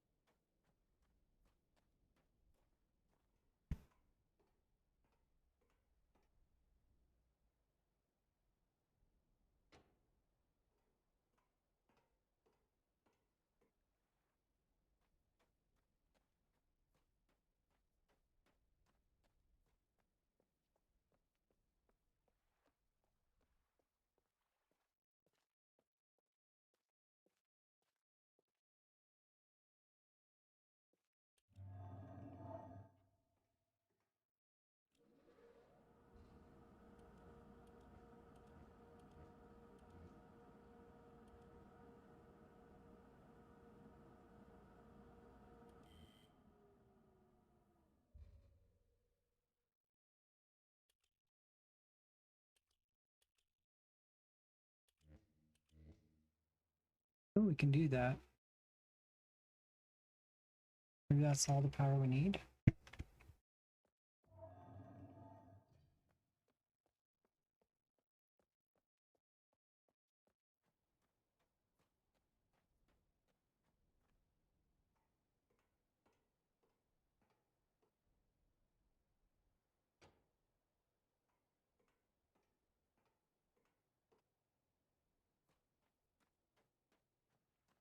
Very impressed with the graphics that they added to this.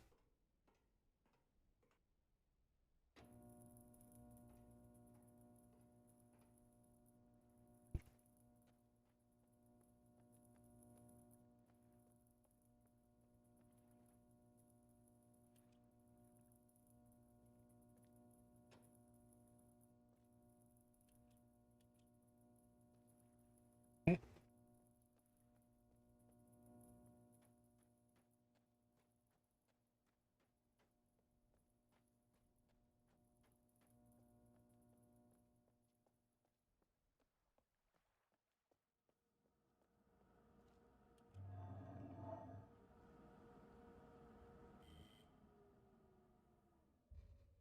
We've tried this one, we've tried that one, we've tried that one.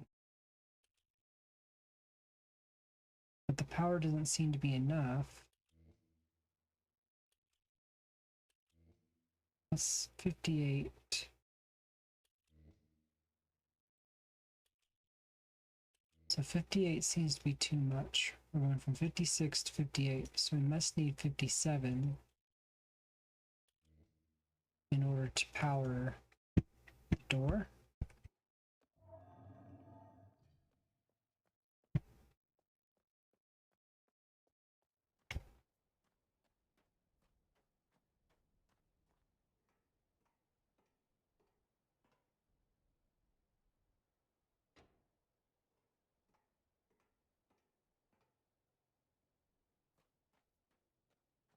And I wonder why the number is 57. I'm sure there's something in the book that tells us this.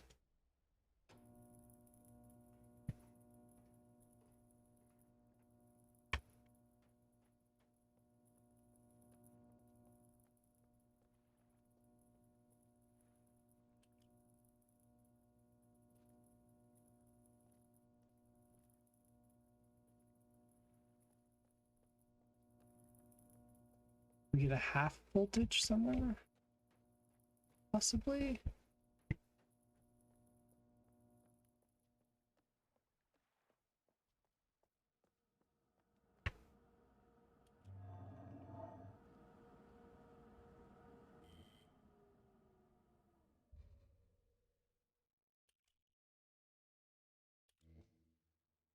That becomes way too much.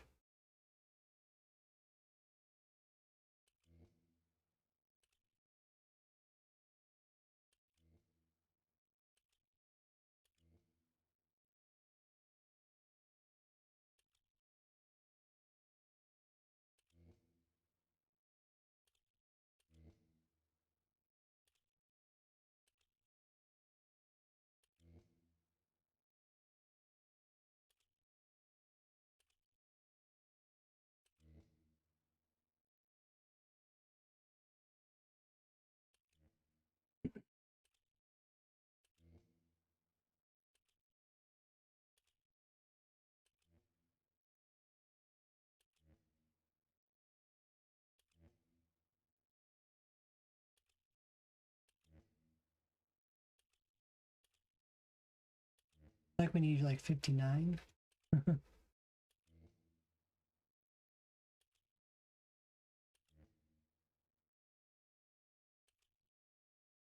This gives us about 6.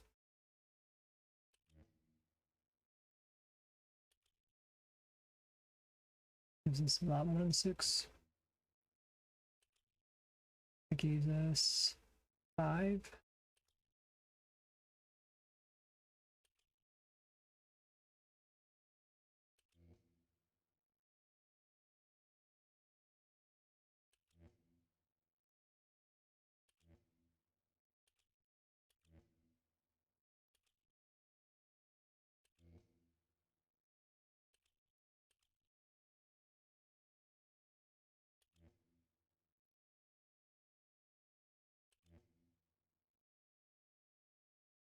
That's 58. I know going above.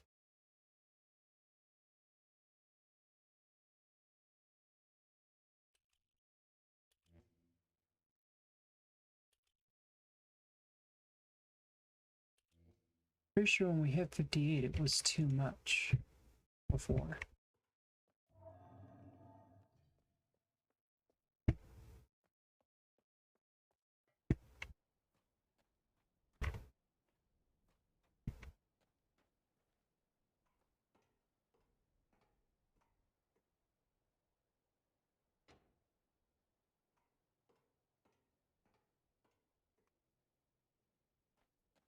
Is there anything in that book that said how much power? I know we had the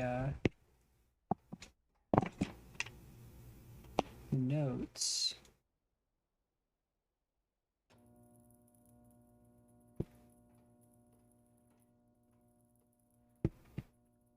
I'll have to go look at that book real quick.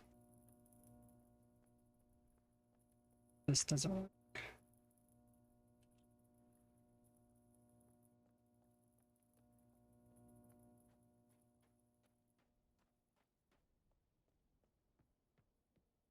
I believe it was this one.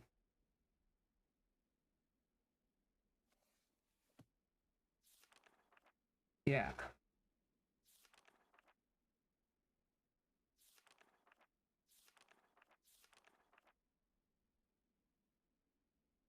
I see any numbers there.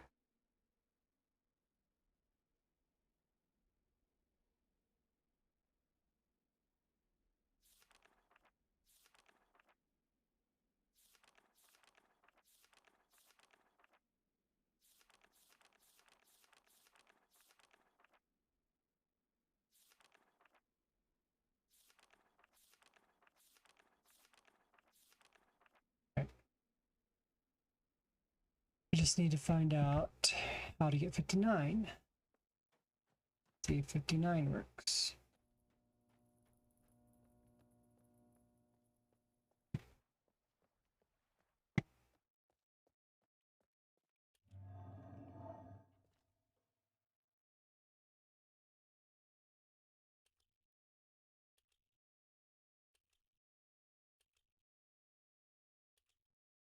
Okay, so we can figure out how much each of these gives us.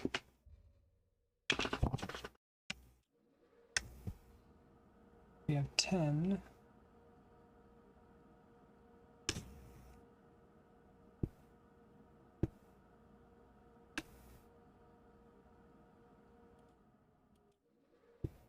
Seven. 8.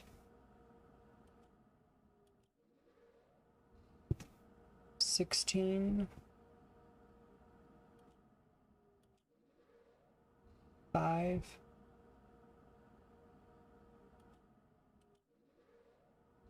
9.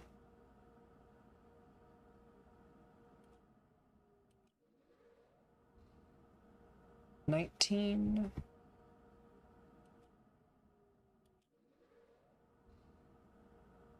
22. That's interesting. 2. And 1. Right. Let's start with our 22. Add 16. Us to 35.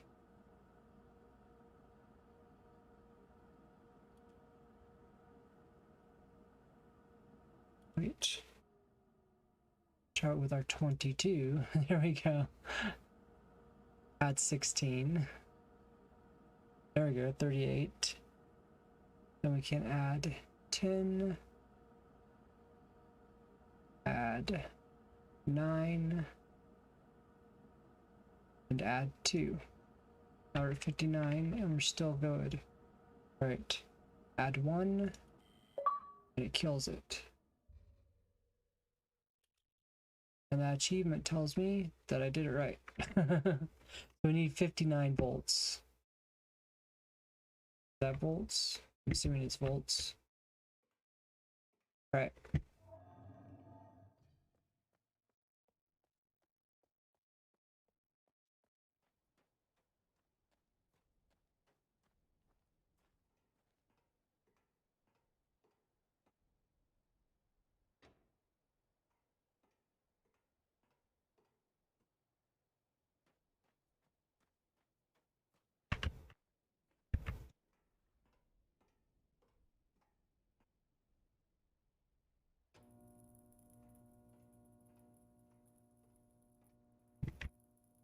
All right, 59 volts. We should be able to open the door.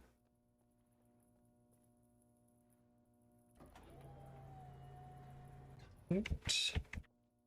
Okay, so we have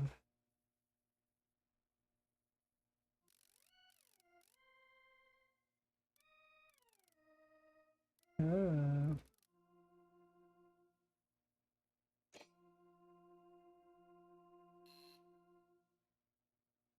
okay. So we're finding the different notes and matching them. So our first one is C4.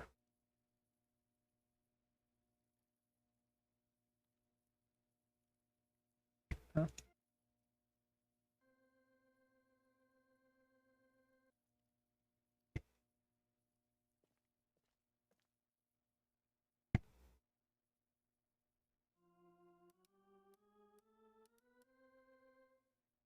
Okay.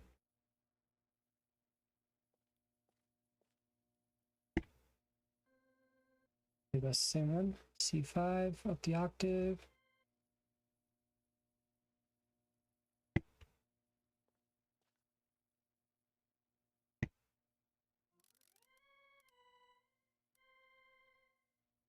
Okay. Just so you guys know, I am a musician. So if I don't get this right the first time, it's not not saying, you know, I'm amazing. But what I am saying is if I do get it right, that's why I'm getting it right so quickly.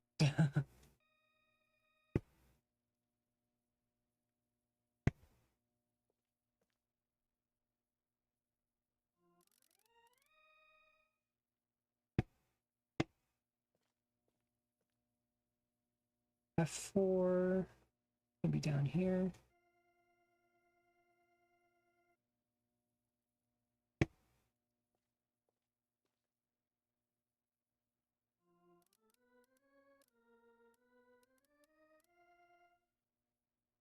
And then A sharp.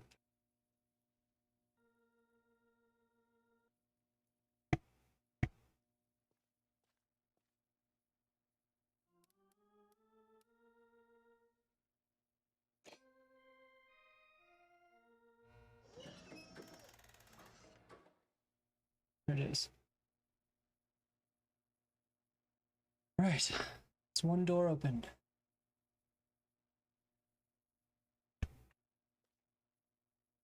That's really cool.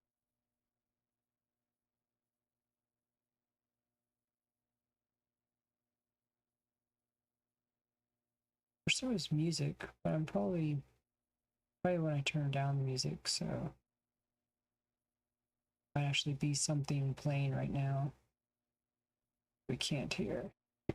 All right, that's one door open.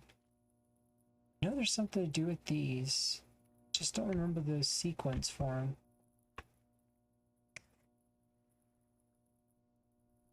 Same thing with the constellations.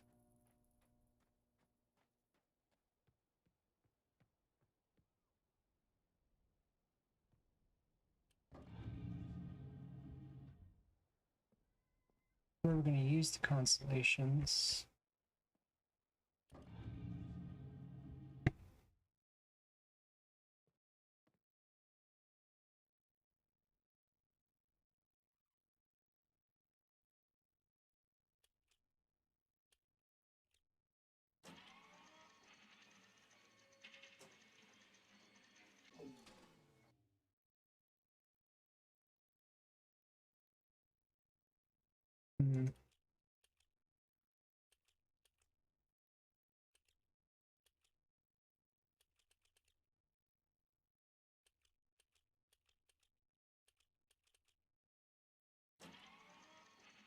0000000.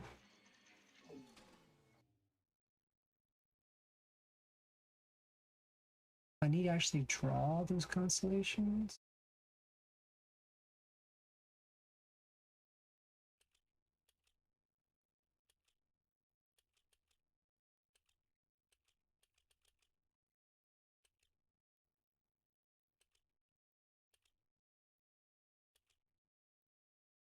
Hmm.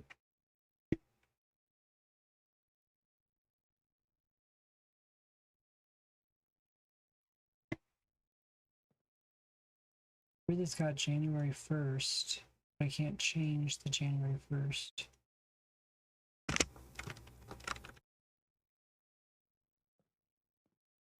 Hmm.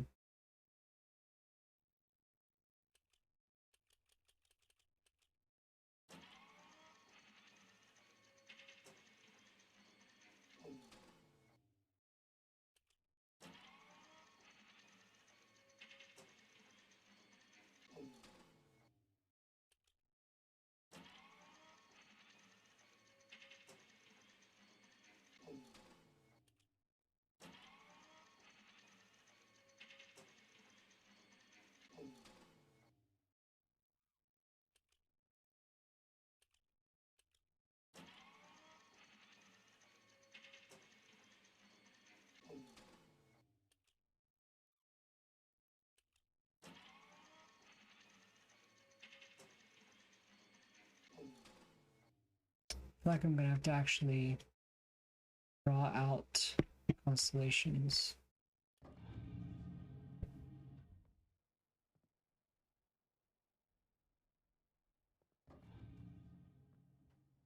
I don't remember exactly what these do.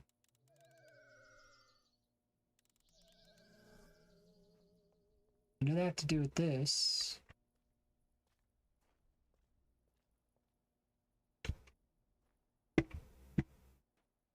Just don't remember exactly what.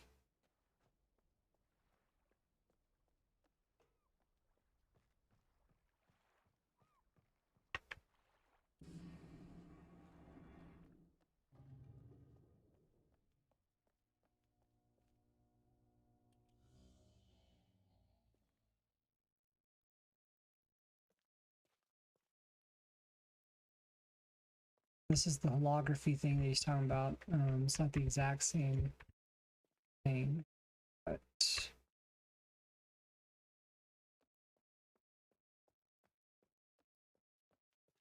you know, it's the same technology.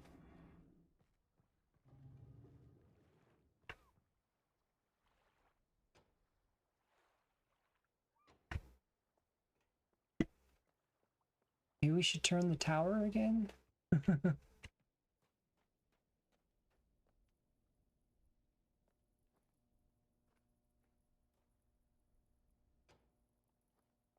Alright, let's see what happens when we turn the tower.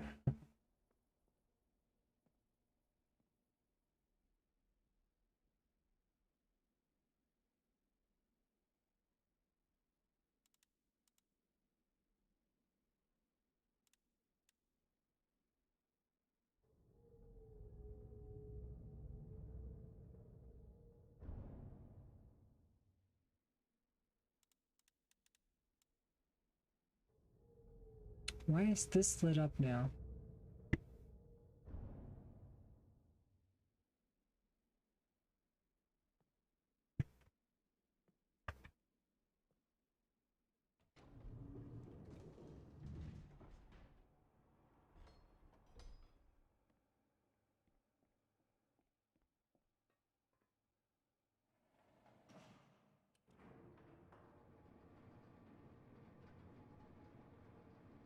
So much going on.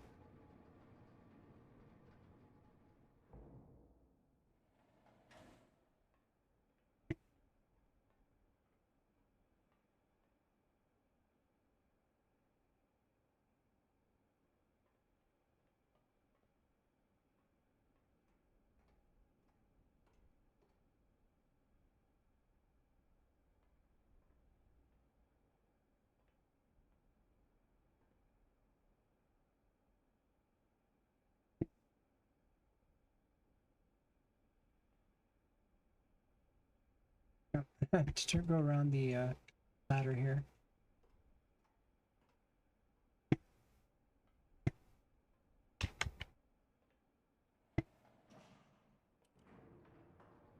Trying to think. There's a point where you can look out that window and see the island. I'm wondering, did I look at it when we had the actual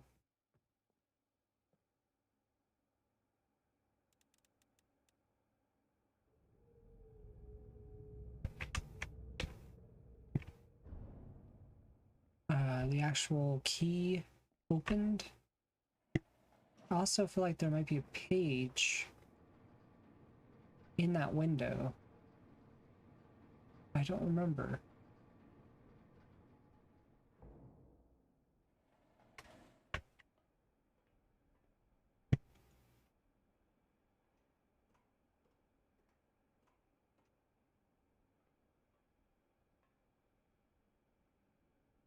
Yeah, right now we can see this. And we have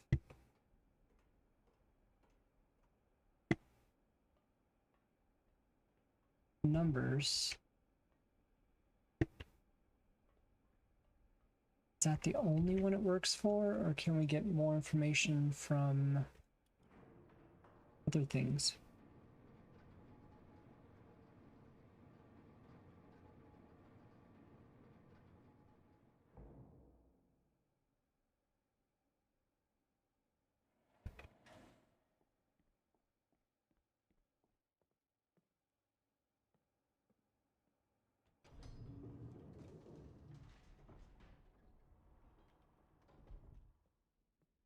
Why is this lit up?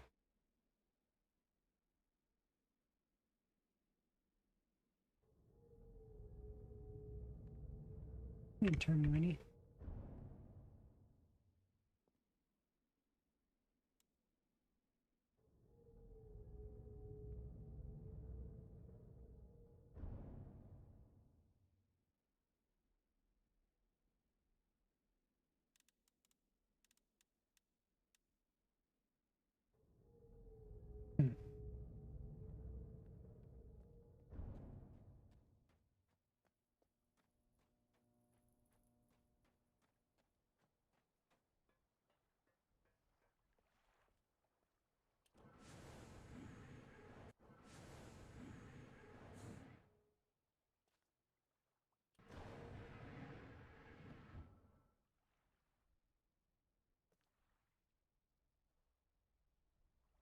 All right.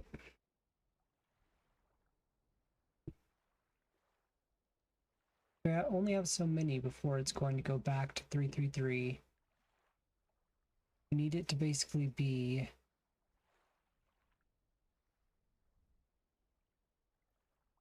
needs to get to 221.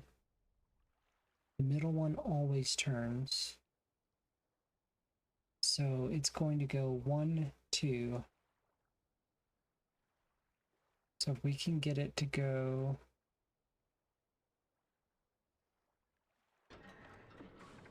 1, 2.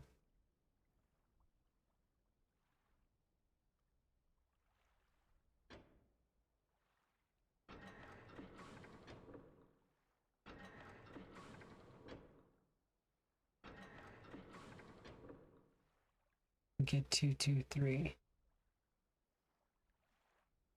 don't know why it clicks away.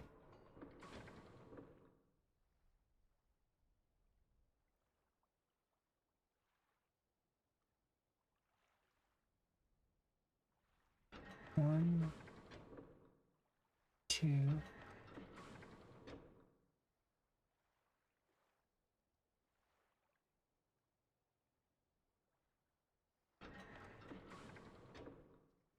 One, 2.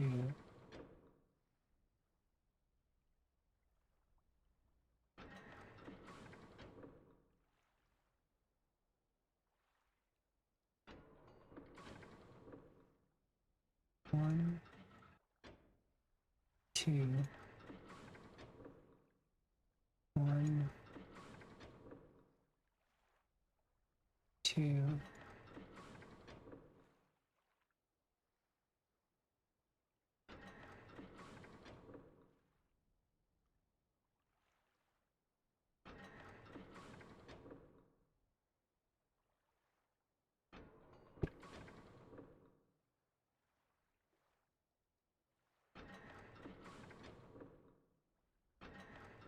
I think starting out by turning them 2 is close. I think that's where I want to start.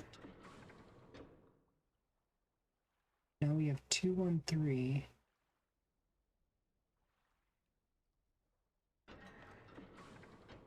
2, 1, 2.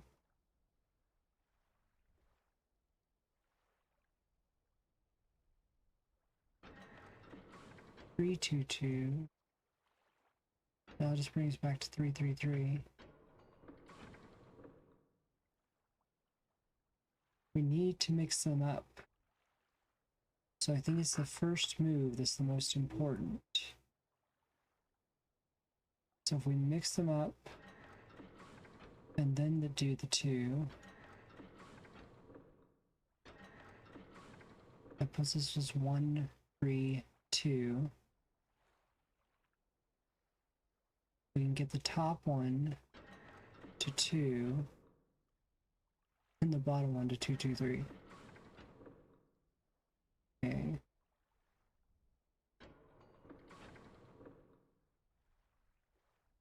Mix them up. Do 2.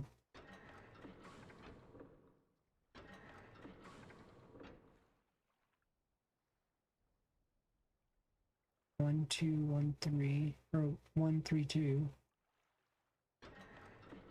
1, 1, 3. And this will make it 2, 2, 3. What we already have.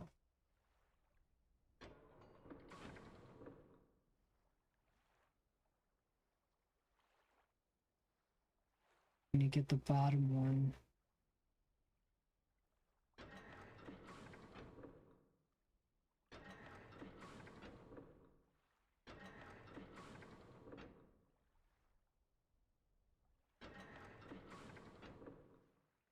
So pulling it 3 times just resets it to the original number. So we definitely want to mix it up. 1, 2, 1, 1. Now we have 3, 1, 1.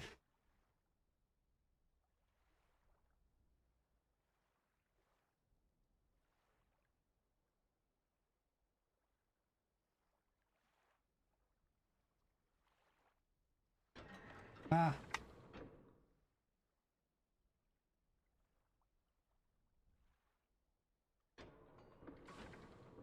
1, 2, 1, 1. There's 3, 1, 1. I'm gonna make it 3, 2, 2. 3, 1, 3, 2.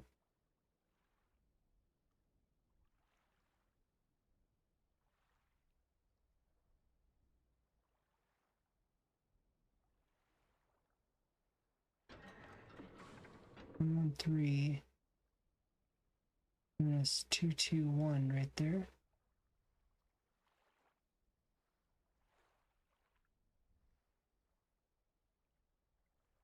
So we're close. Got 2, 2, 1. We need all of them to be one more over to the left. Get our 2, 2, 1 in the right place. We did 1, 2, 1, 1. Let's do that again.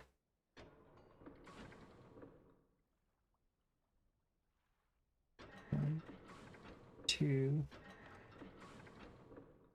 1, 1.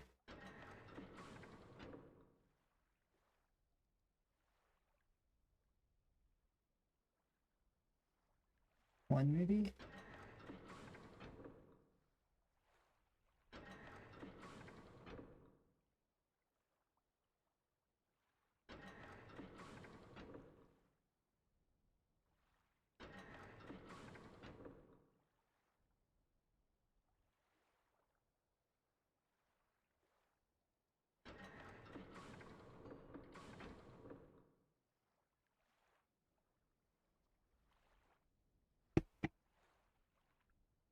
Oh, come on.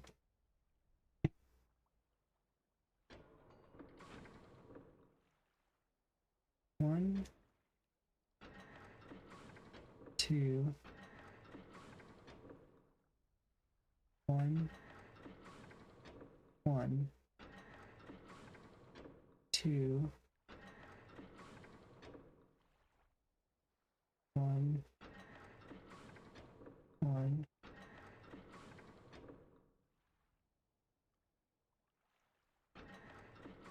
two, two, three.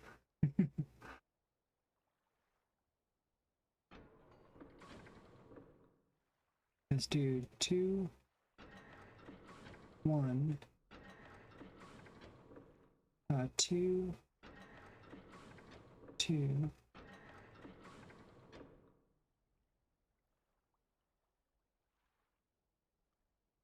do one more time.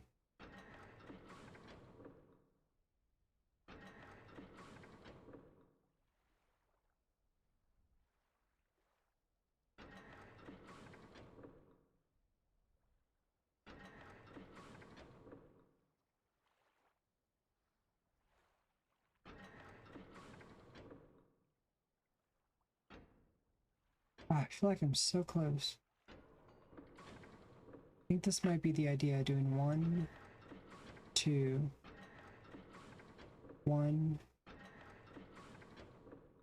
I switched my 1s and my 2s, but yeah. Maybe going here. There's 2, 2, 3. 2, 3, 1. 3, 1, 1. 3, 2, 2. 1, 3, 2. Nothing else. Yeah, I really feel like this was closer. 1, 2, 1, 1. And then what from here?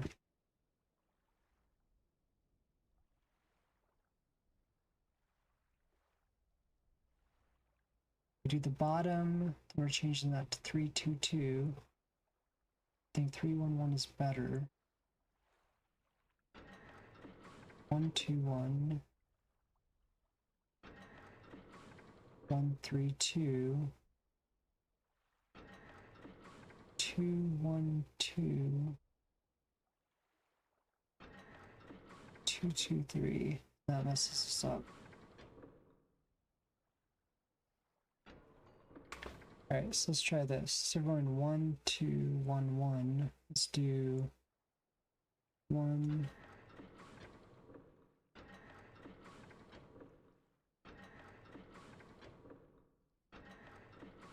Next is to 2, 1, 2.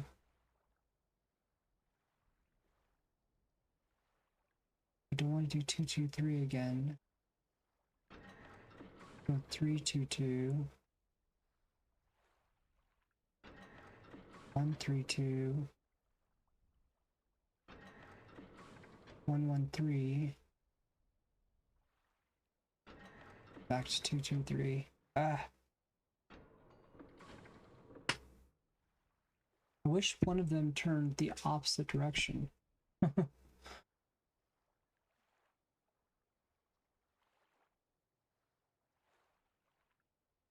Let's do 1,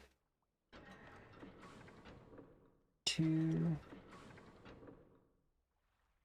2, 1, 2, 1, 2.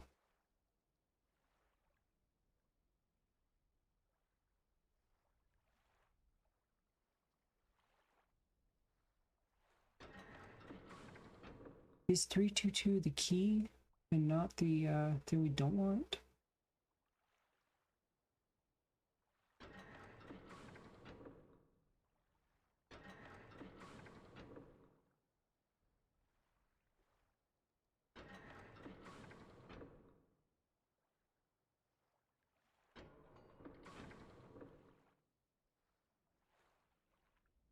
We did 1, 2, 1, 1, 2, minus 3, 2, 2. Back to 3, 3, 3.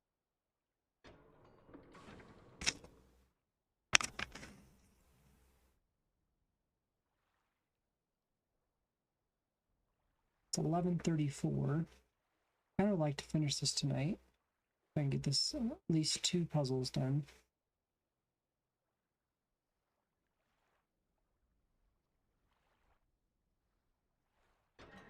Need to scramble them.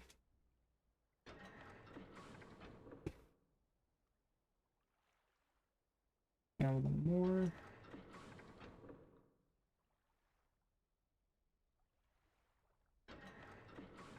One, 1, 3. And there we go. 2, 2, 1.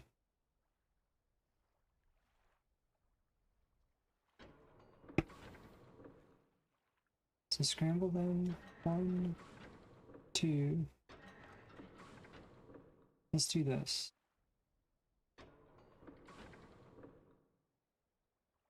Let's double scramble them.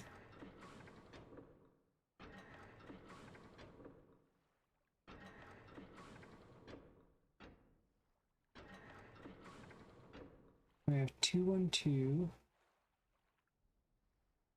And then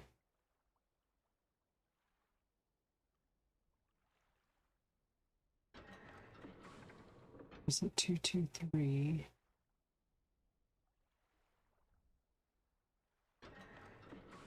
3, 3, 3. 3, 1, 1. So we go 3, 1, 1. Nope.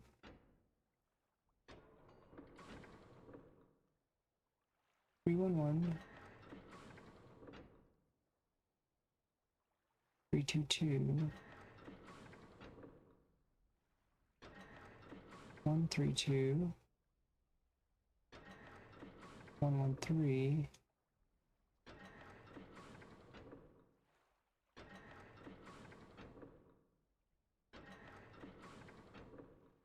Okay, so we're getting close. We got 3, 1, 1.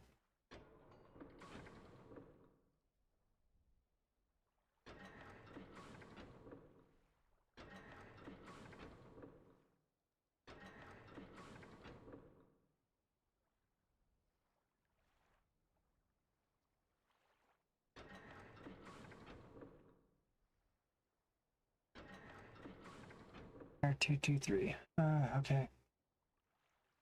If I can get it to go 2, 2, 1, I'm just getting it to go 2, 2, 1 here. I need to be able to figure out how to make that go 1 more over.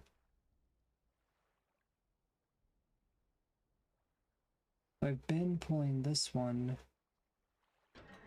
to go 3, 1, 1.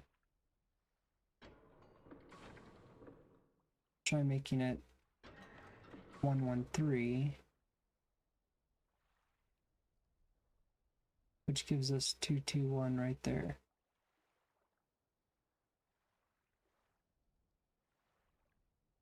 So now we just need to get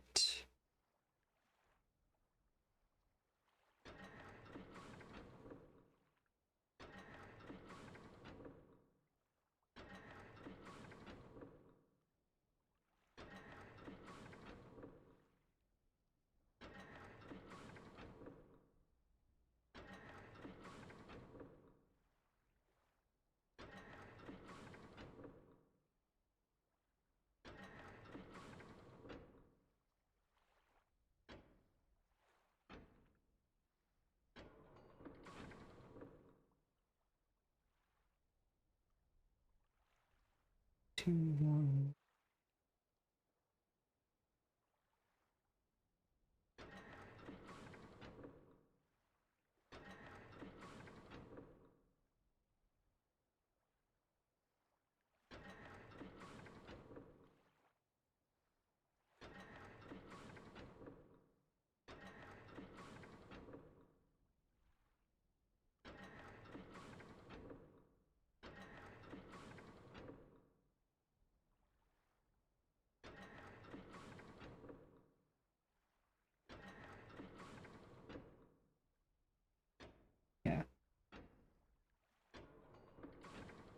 It's not hard. We can get 221 in one turn. We just need to get 221 by turning the whole thing. So we don't want to start with the one that's going to give us 221 in the first place. This one. We have 122. Then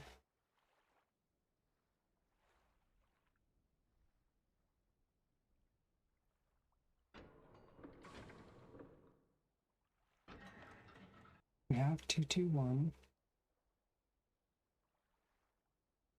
We need to have the center one go around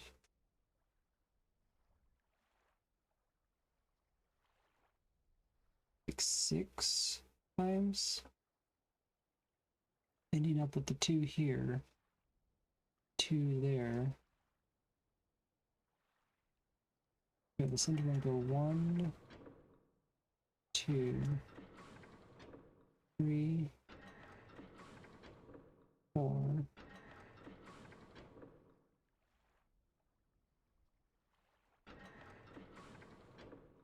I have the 333. And you get like 333 right here.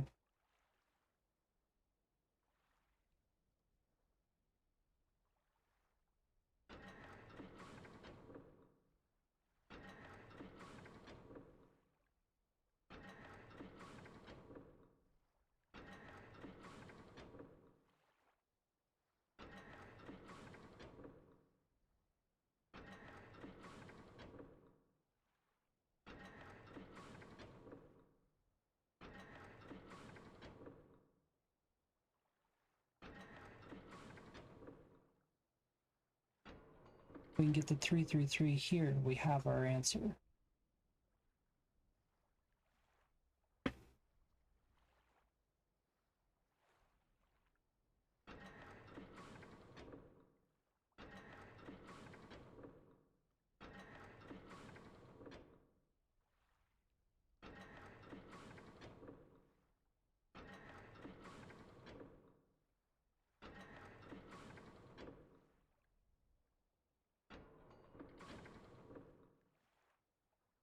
Getting this to line up right.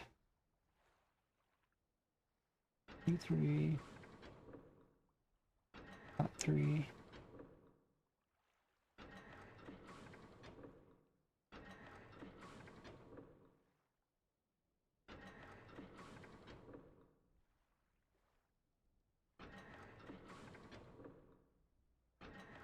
Two, 2, 2, 3, 3, 3, 3.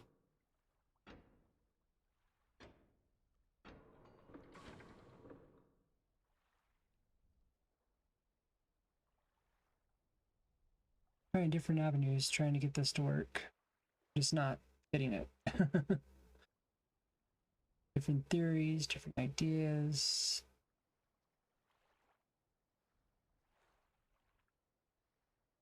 Don't know which one to start with. Start with 1.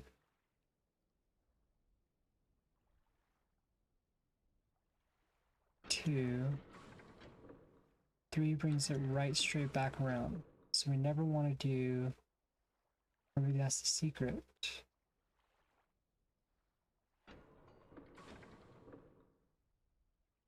We pull any 3 times. So what if we pull 1, 2, 3, 4 equals that.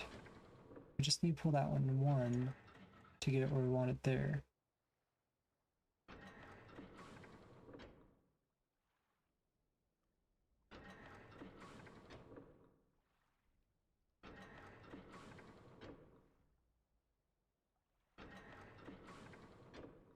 Two, 2, 3.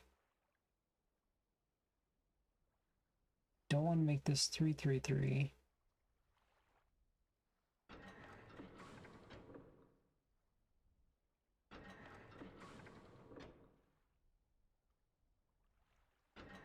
222.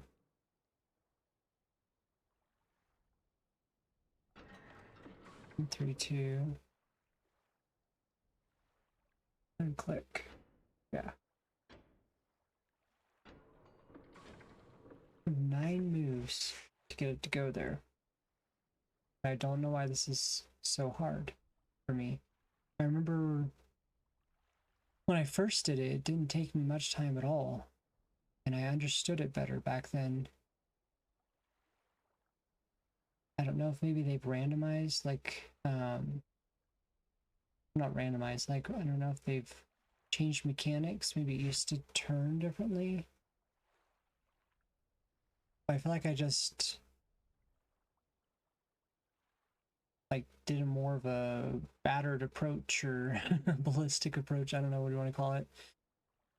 When I was younger. And I just got lucky.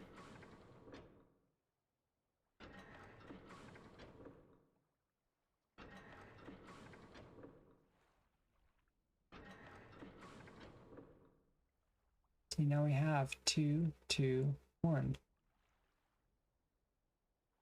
1, 1, 3.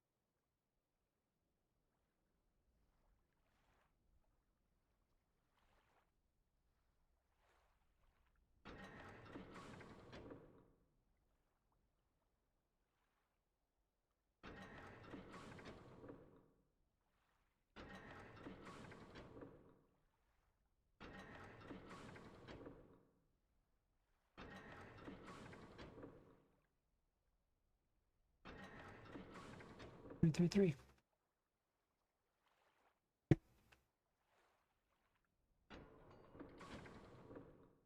feel like I need to do this a little bit more methodically. Okay.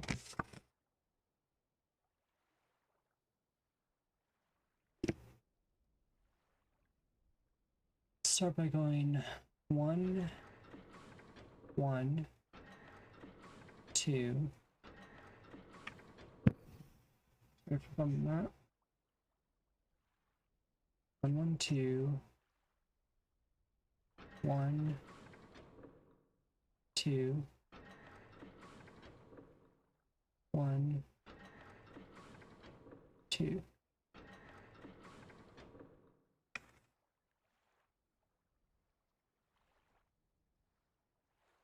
And 3, 1, 1.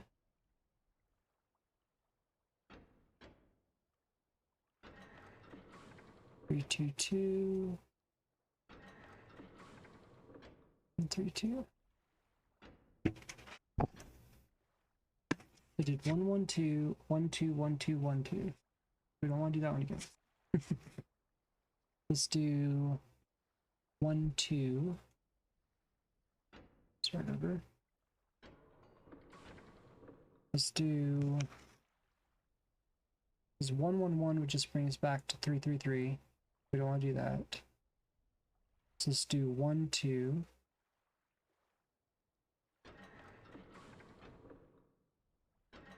Let's do 1. 1, 2, 1.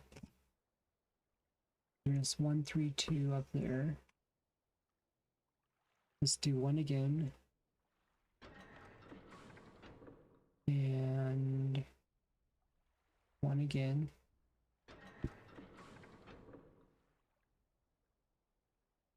And then 2.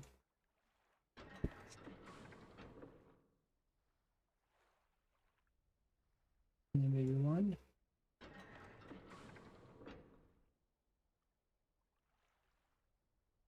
And maybe 2, 2.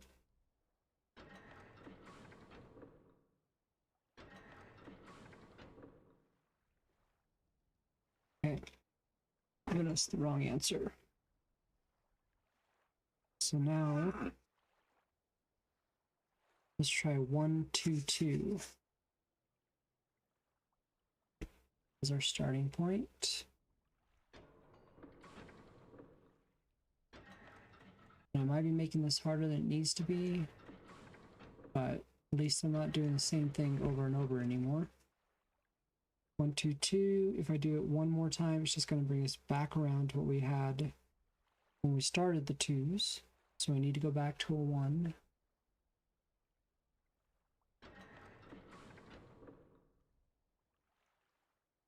Our numbers are 2, 1, 2, and 3, 2, 3.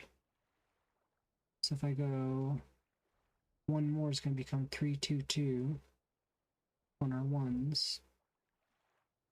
No, it would become 2, 2, 3 if I pull 1. Let's go ahead and do that.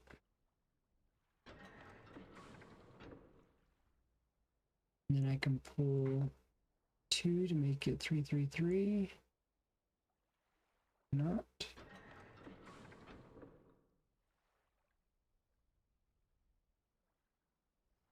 And then let's pull 2 again.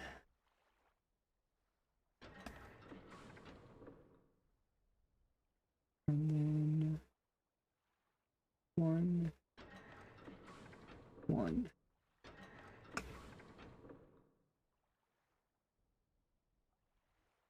Okay.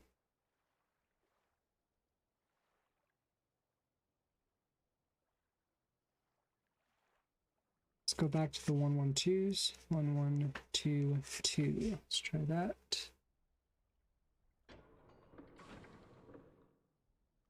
1, 1, 2, 2.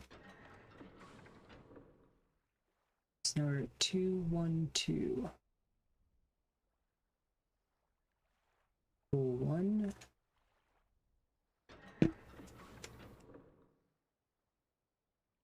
And then let's do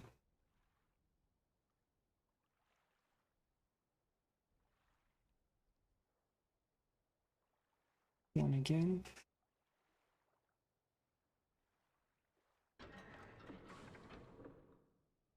And then let's do 2.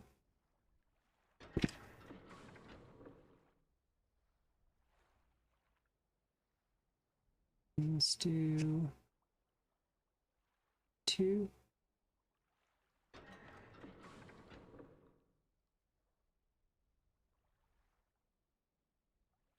And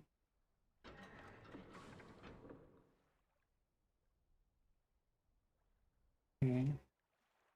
So 1, 1, 2, 2 doesn't work. It seems 1, 1, 2, 1 didn't work.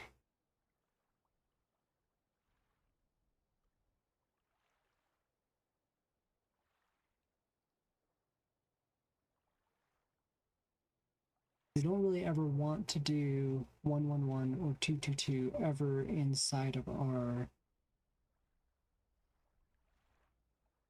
thing. So let's do the 1, 2, 1, 1. And then go to 2.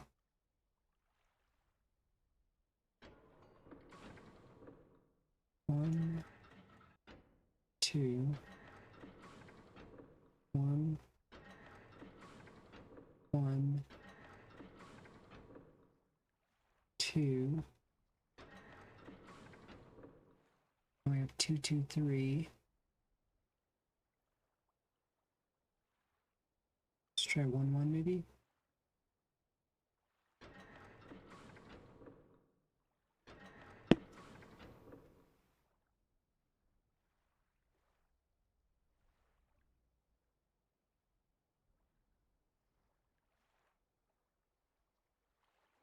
And then because we've already done the 1, 1s, let's do 2, 2.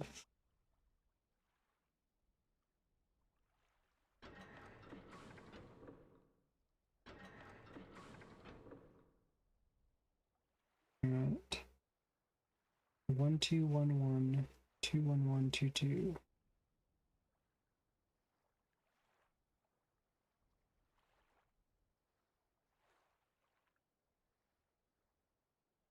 We're doing a lot of ones. I'll start off with the 2 this time. I'll do 2, 2, 1, 1. 2, 2, 1, 1. 2. Let's see where we're at from there.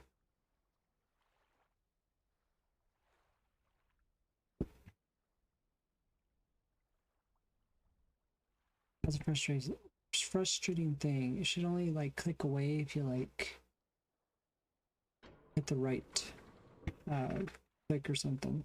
Right, so let's do 2, 2.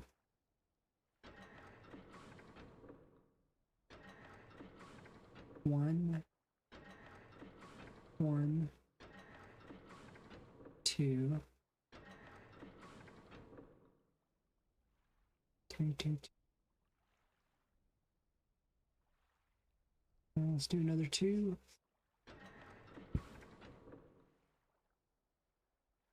And then a 1. And a 2.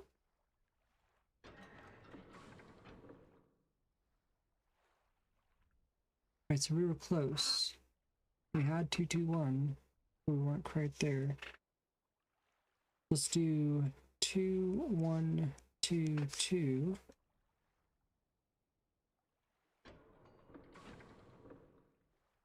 2, 1, 2, 2. Bring us to 3, 1, 1. We have a 1, 2, 2 there. It's upside down. So let's do 1.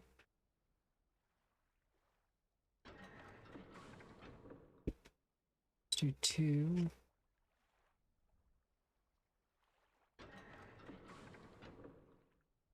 And another 2. And 1.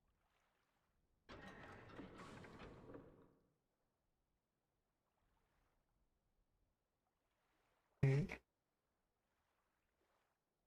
Let's do 2, 1, 1. 2.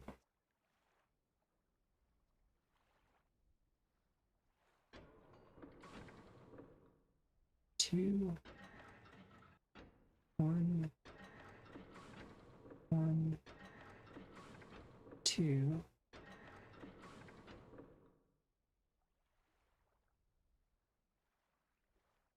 And let's do another 2.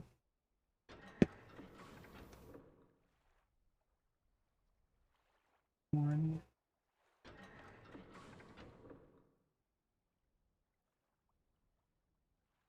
1. And a 2.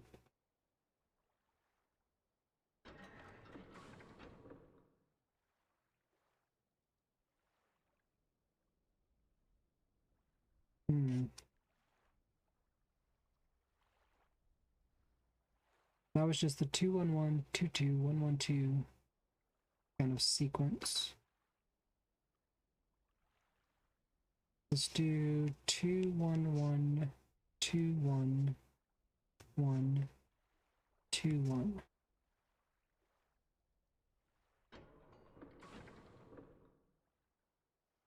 2, 1,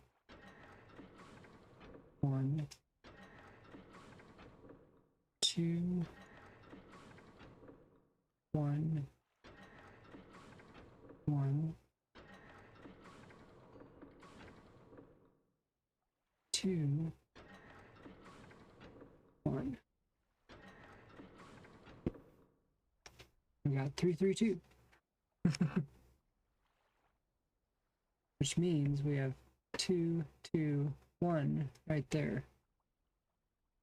So we keep getting on the left, we keep getting on the right, we're not getting in the middle. All right.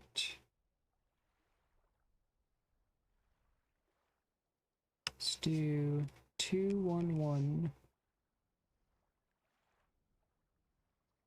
2, 2, 1, 2, 1.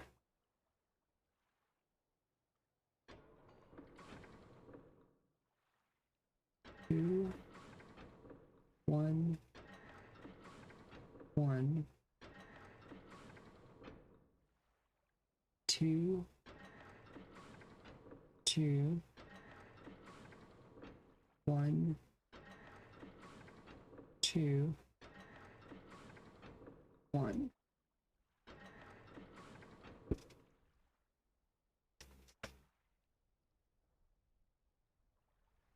That's nowhere near what we want. All right.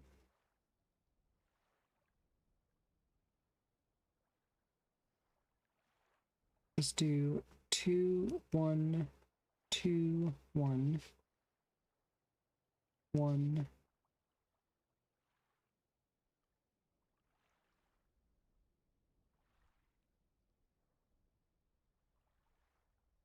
Uh,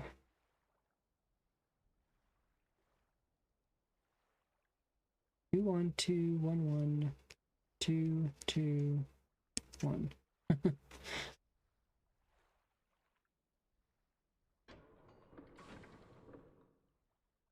2, 1, 2,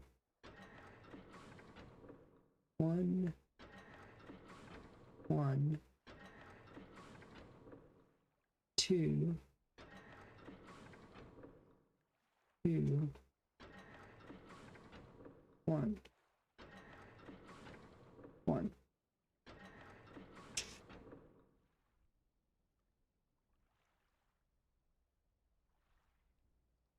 Anytime we get 3, 3, 3, I know it's not going to be right because we start with 3, 3, 3. Seems like you should basically be able to get 2, 2, 1 in like 6 moves. Like you shouldn't have to use all 9. Because eventually you're going to go back around and get 3, 3, 3, and then that just messes you up. In my theory. I don't know if that's true or not, but alright, it's 12 here. Oh, I got my sheet in case, you know, I need to go back to it and see what I've already done. I think I'm going to call it a night because it's getting late. So, at least we know what we've tried, so we don't try the same thing more than once. And I hope I don't have to go through all the different combinations of this before we finish it. Like the very last combination is the one that works or something. That would be horrible. I don't believe that anything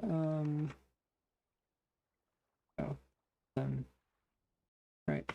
I don't believe that there's anything that will I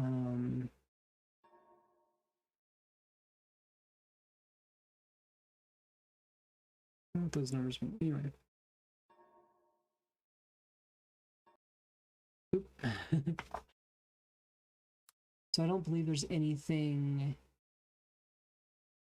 what was I trying to say, that will tell us the exact combination. I really think it's just figuring it out ourselves. I don't think there's any kind of book or something that gives you like 1, 2, 1, 1, 2, 2, 1, 2, 1, 2, 1, or whatever.